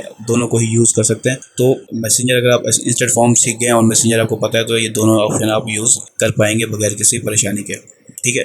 तो ये चीज़ें ध्यान रखनी है। वापस हम कंपेन लेवल में जाते हैं और अपनी objective, last objective app promotion को भी सिलेक्ट कर लेते हैं, ठीक है। जैसे आप ऐप प्रमोशन को सिलेक्ट करेंगे, फिर नेक्स्ट पे जाते हैं। तो देखिए यहाँ पर सिंपली चीज़, सबसे पहली चीज़ कि आपने ऐप स्टोर को सिलेक्ट करना है जहाँ पर आपकी ऐप अवेलेबल है। वो गूगल प्ले भी हो सकता है, वो ऐप स्टोर भी हो सकता है, वो एप्पल का जो है ना आईपैड के लिए ऐप स्टोर भी हो सकता है, वो फेसबुक का कैनवास भी हो सकता है, वो अमेजोन ऐप स्टोर भी हो सकता है और दूसरे ऐप स्टोर भी हो सकते हैं। तो जहाँ पर भी आपकी ऐप मौजूद है उस ऐप स्टोर को सिलेक्ट करें। उसके बाद आप ऐप के नाम के ज़रिए भी अपनी ऐप यहाँ पर डाल सकते हैं और यूआरएल के ज़रिए भी डाल सकते हैं, ठीक है। लेकिन आप ट्रैक नहीं कर पाएंगे, अगर आपका पिक्सल होगा तो ही ट्रैक कर पाएंगे। मिसाल के तौर पर मैं यहाँ डाल देता हूँ, मिसाल के तौर पर पबजी, ठीक है। ऊपर प्ले स्टोर है पबजी, मैंने ये पबजी डाल दिया, ठीक है। तो ये ऐड मैं पबजी का लगा दूंगा, लेकिन वो सिर्फ ऐड होगा, उस पर लोग जाएंगे, इंस्टॉल करेंगे, लेकिन मैं कुछ भी ट्रैक नहीं कर सकता क्योंकि ये मेरी ऐप नहीं है, इसमें कोई भी पिक्सल या कन्वर्जन का सेटअप है ही नहीं, ठीक है। ये सिर्फ आपको समझाने के लिए मैंने आपको बताया। तो इसके अंदर कोई ऑप्शन नहीं मिलेगा, सिर्फ ऐप का मिलेगा। आपने सिंपली पहले ऐप सेलेक्ट करेंगे, उसके बाद आप जो है ना दूसरी चीज़ों को सिलेक्ट कर पाएंगे। इसके अंदर ऑप्टिमाइजेशन देख लें, इसमें ऑप्टिमाइजेशन के दो तरीके हैं। एक ऐप इंस्टॉल चार्ज ले सकते हैं आप, ठीक है, और app install with app events. Events क्या होते हैं मैं आपको पहले बता चुका हूँ। वो परचेज इवेंट्स भी हो सकता है, वो लीड इवेंट्स भी हो सकता है, वो कॉन्टैक्ट ईमेल्स भी जो है ना इवेंट्स भी हो सकता है, वो कुछ भी हो सकता है इवेंट्स में। तो आप इंस्टॉल की ऑब्जेक्टिव भी रख सकते हैं और इवेंट्स के ऑब्जेक्टिव भी रख सकते हैं और दोनों ऑब्जेक्टिव भी रख सकते हैं, ठीक है। तो जो भी आपके ऑब्जेक्टिव है वो आप खुद ही सिलेक्ट करेंगे। बाकी सारे ऑप्शन जो है ना सेम टू सेम है कि बजट कितना होगा आपका, उसकी जो है ना पहले मैं एक ना ऑडियंस क्या होगी, लोकेशन क्या होगी, ये वो आप यहाँ पर सिलेक्ट कर सकते हैं। कुछ ऑप्शन ऑफ होंगे, कुछ ऑप्शन ऑन होंगे, ठीक है, लेकिन वो सेम टू सेम होगा। इसलिए मैंने पहले आपको डिटेल्स का बताई है, उसके बाद मैं वन बाय वन ऑब्जेक्टिव पे आया हूँ, ठीक है। ऑब्जेक्टिव हमारी जो भी होगी वो आप डिसाइड करेंगे। मिसाल के तौर पर अगर आप किसी रियल एस्टेट के लिए क्लाइंट के लिए चला रहे हैं तो उसके ऑब्जेक्टिव और होंगे। किसी आप यूट्यूबर के लिए चला रहे हैं, वीडियो व्यूज ऐड चला रहे हैं, उसके ऑब्जेक्टिव और है हमारी, ठीक है। परचेज ऐड चला रहे हैं, उसके ऑब्जेक्टिव और है। तो ऑब्जेक्टिव बहुत सारी हैं। आपको किस ऑब्जेक्टिव से वजह से आपको पाला पड़ता है वो आपको ही पता होगा, मुझे नहीं पता होगा। तो मैंने सारी ऑब्जेक्टिव के बारे में आपको इस एक वीडियो के अंदर बता दिया है। अब आप जिस ऑब्जेक्टिव में भी ऐड चलाना है आप उस ऑब्जेक्टिव के साथ ट्राई कर सकते हैं। तो सबसे पहली चीज़, अब नेक्स्ट वीडियो हम कुछ दिनों के बाद ही लॉन्च करेंगे। इस जो पीरियड के जो दौरान है आपने इन सारे ऑप्शनों को वन बाय वन जो है ना ट्राई करना है, लाजमी ट्राई करना है। अगर आप वाकई में चाहते हैं कि आप भूलें ना तो इन सारे ऑप्शनों को आपने वन बाय वन ट्राई कर लेना। और इस वीडियो को एक बार, दो बार, जितनी बार भी देखना है, क्योंकि ये फ्री है, आप पैसा नहीं देने पड़ेंगे किसी को भी। तो आप देखें जब तक कि आपको हर पॉइंट समझ में ना आ जाए, ठीक है। तो ये कंप्लीट जो वीडियो मैंने A to Z बनाई है, 1 घंटे की, 1.5 घंटे की, जितने की भी बनती है, इसको आप जितनी ज़्यादा बार देख सकें देखें, ताकि आपको सारी कंपेन की ऑब्जेक्टिव का भी समझ में आ जाए, ऐड सेट लेवल की सेटिंग भी सारी की सारी आपको समझ में आ जाए। नेक्स्ट लेसन में हम बात करेंगे ऐड डिज़ाइन के बारे में, यानी कि इसके नेक्स्ट लेवल के बारे में, ठीक है। उसमें जो चीज़ें हमारी यहाँ पर रह गई हैं और वहाँ पर कवर करने की ज़रूरी है, वो सारी चीज़ें हम वहाँ पर कवर करेंगे। फिर मैं सजेस्ट करूँगा मैं आपको कि आप इस वीडियो को भी दोबारा देखें और उस वीडियो को भी दोबारा देखें, ठीक है। तो उस तरह में क्या होगा कि आपको दोबारा से रिवाइज हो जाएगा और एक लेवल का जो समझ लो एक फ्लो है वो भी आप अच्छे से समझ जाएंगे, ठीक है। तो ये सारी हमारे जो लेसन है वो कंप्लीट होता है फेसबुक ऐड क्रिएशन का। इस लेसन में हमने क्या कुछ सीखा, क्या खोया, क्या पाया, इसके बारे में हम थोड़ी सी बात कर लेते हैं। तो इस लेसन में हमने सीखा कि कैंपेन किस तरह से क्रिएट होती है, उसमें क्या ऑप्शन होते हैं, उसकी क्या ऑब्जेक्टिव होती हैं, ठीक है। ऐड सेट किस तरह से क्रिएट होते हैं, उनमें कौन से जो ऑप्शन है वो कॉमन होते हैं और कौन से ऑब्जेक्टिव चेंज होने की वजह से चेंज होते हैं। हमने वो सारा कुछ इस एक लेसन में कंप्लीट जो है ना देखा है, ठीक है। तो मैंने कोशिश की है कि सब चीज़ें जो भी ज़रूरी हैं वो मैं आपको बता दूँ। अगर कुछ मिस हो जाए, ज़ाहिर सी बात है मैं इंसान हूँ, तो कोई सवाल हो आपका तो आप कमेंट सेक्शन में वो लाजमी तौर पे पूछ सकते हैं। इंशाल्लाह कोशिश करेंगे एज सून एज पॉसिबल आपके सवाल का आंसर किया जाए, ठीक है। लेकिन ये हमारा फेसबुक ऐड क्रिएशन जो कि फेसबुक ऐड मास्टरी का सेक्शन नंबर 2 है वो कंप्लीट हो गया यहाँ पर, ठीक है। अब आप इसको अच्छे से देखें, कोई सवाल हो तो आप कमेंट के अंदर पूछें मुझसे। तो अब हम अपने सवाल की तरफ बढ़ते हैं। जैसे कि मैं हर लेसन में करता हूँ कि आपको पहले बताता हूँ, उसके बाद एक सवाल पूछता हूँ जिसका जवाब आपने कमेंट सेक्शन में मुझे देना होता है। तो वो सवाल आपसे करता हूँ। तो अब जो सवाल है इस लेसन का वो ये है कि मिसाल के तौर पर अगर मैं एक कैंपेन चलाई हुई है मैंने ऑलरेडी, मिसाल के तौर पर साइबर मंडे सेल में ऑलरेडी कैंपेन एक चलाई हुई है मैंने, ठीक है। तो अब एक नई जो है ना इवेंट आ गया, मिसाल के तौर पर आज़ादी सेल चलानी है मैंने। अब सवाल ये आता है कि मैं आज़ादी सेल की जो ऐड है वो उसी जो कैंपेन ऑलरेडी चल रही है उसी के अंदर ऐड सेट्स बना के चलाऊं या फिर एक अलग कैंपेन बना लूं। ठीक है, तो अब आपने मुझे ये बताना है कि एक ऐड सेट उसी एक कैंपेन के अंदर ऐड सेट बना के अगर हम चलाते हैं तो वो उसकी क्या वजह होगी, और अगर हम एक अलग कैंपेन बनाते हैं तो उसकी क्या वजह होगी। ठीक है, तो आपने ये बताना है कि हमने क्या करना है, एक कैंपेन नहीं बनानी है या ऐड सेट पहले मौजूद कैंपेन के अंदर ही ऐड सेट बनाना है। ठीक है, अगर ऐड सेट बनाने हैं पहले मौजूद कैंपेन में तो उसकी वजह क्या है। ठीक है, और अगर कैंपेन बनानी है तो उसकी क्या वजह है, ये हमारा इस लेसन का सवाल है। अगर आपको समझ नहीं आया तो दोबारा से इसे सुन लें, अगर फिर भी समझ ना आए तो आप कमेंट के जरिए सवाल पूछ लें दोबारा से, कि ये सवाल हम आप कमेंट में दोबारा से रिपीट कर देंगे। लेकिन अगर समझ में आ गया है तो जितना समझ में आया आप अपने नॉलेज में जो कि आपने इस लेसन में सीखा है उसको इस्तेमाल करते हुए आपने इसका जवाब लाजमी तौर पर देना है। ठीक है, और हम हर कमेंट को भी बहुत ही ज़्यादा गौर से देखते हैं कि स्टूडेंट ने क्या रिप्लाई किया हुआ है, खासतौर पर आंसर जो भी हमने लेसन में पूछे होते हैं उसका अगर किसी ने आंसर दिया हुआ है तो हम उसे बहुत ज़्यादा गौर से देखते हैं। ठीक है, जवाब क्यों नहीं देते, अगर हम जवाब दे देंगे तो उससे ये होगा कि जो नेक्स्ट आने वाला स्टूडेंट होगा उसको भी जवाब वो मिल जाएगा, तो हमें पता नहीं चलेगा कि उसके क्या क्या जो है ना पॉइंट्स थे। ठीक है, या उसे कितने अच्छे से समझ में आई, तो इसलिए हम जवाब नहीं देते, लेकिन नाइस गुड के जरिए हम बता देते हैं कि हमें किस अंदाज का आपका जवाब पसंद आया। ठीक है, तो सवाल लाजमी है, उसका जवाब भी लाजमी है, तो इस वीडियो को लेसन को आपने कंप्लीट देखना है, इस सवाल का जवाब भी आपने लाजमी देना है, और जितने ज़्यादा लोगों तक आप इस वीडियो को शेयर कर सकते हैं उन्हें भी शेयर करें, ताकि उन लोगों को भी हमारे इस कोर्स से या एडवांस लेवल के कोर्स से कोई फ़ायदा पहुँच सके। तो मिलते हैं नेक्स्ट लेसन में, तब तक के लिए अल्लाह हाफिज़।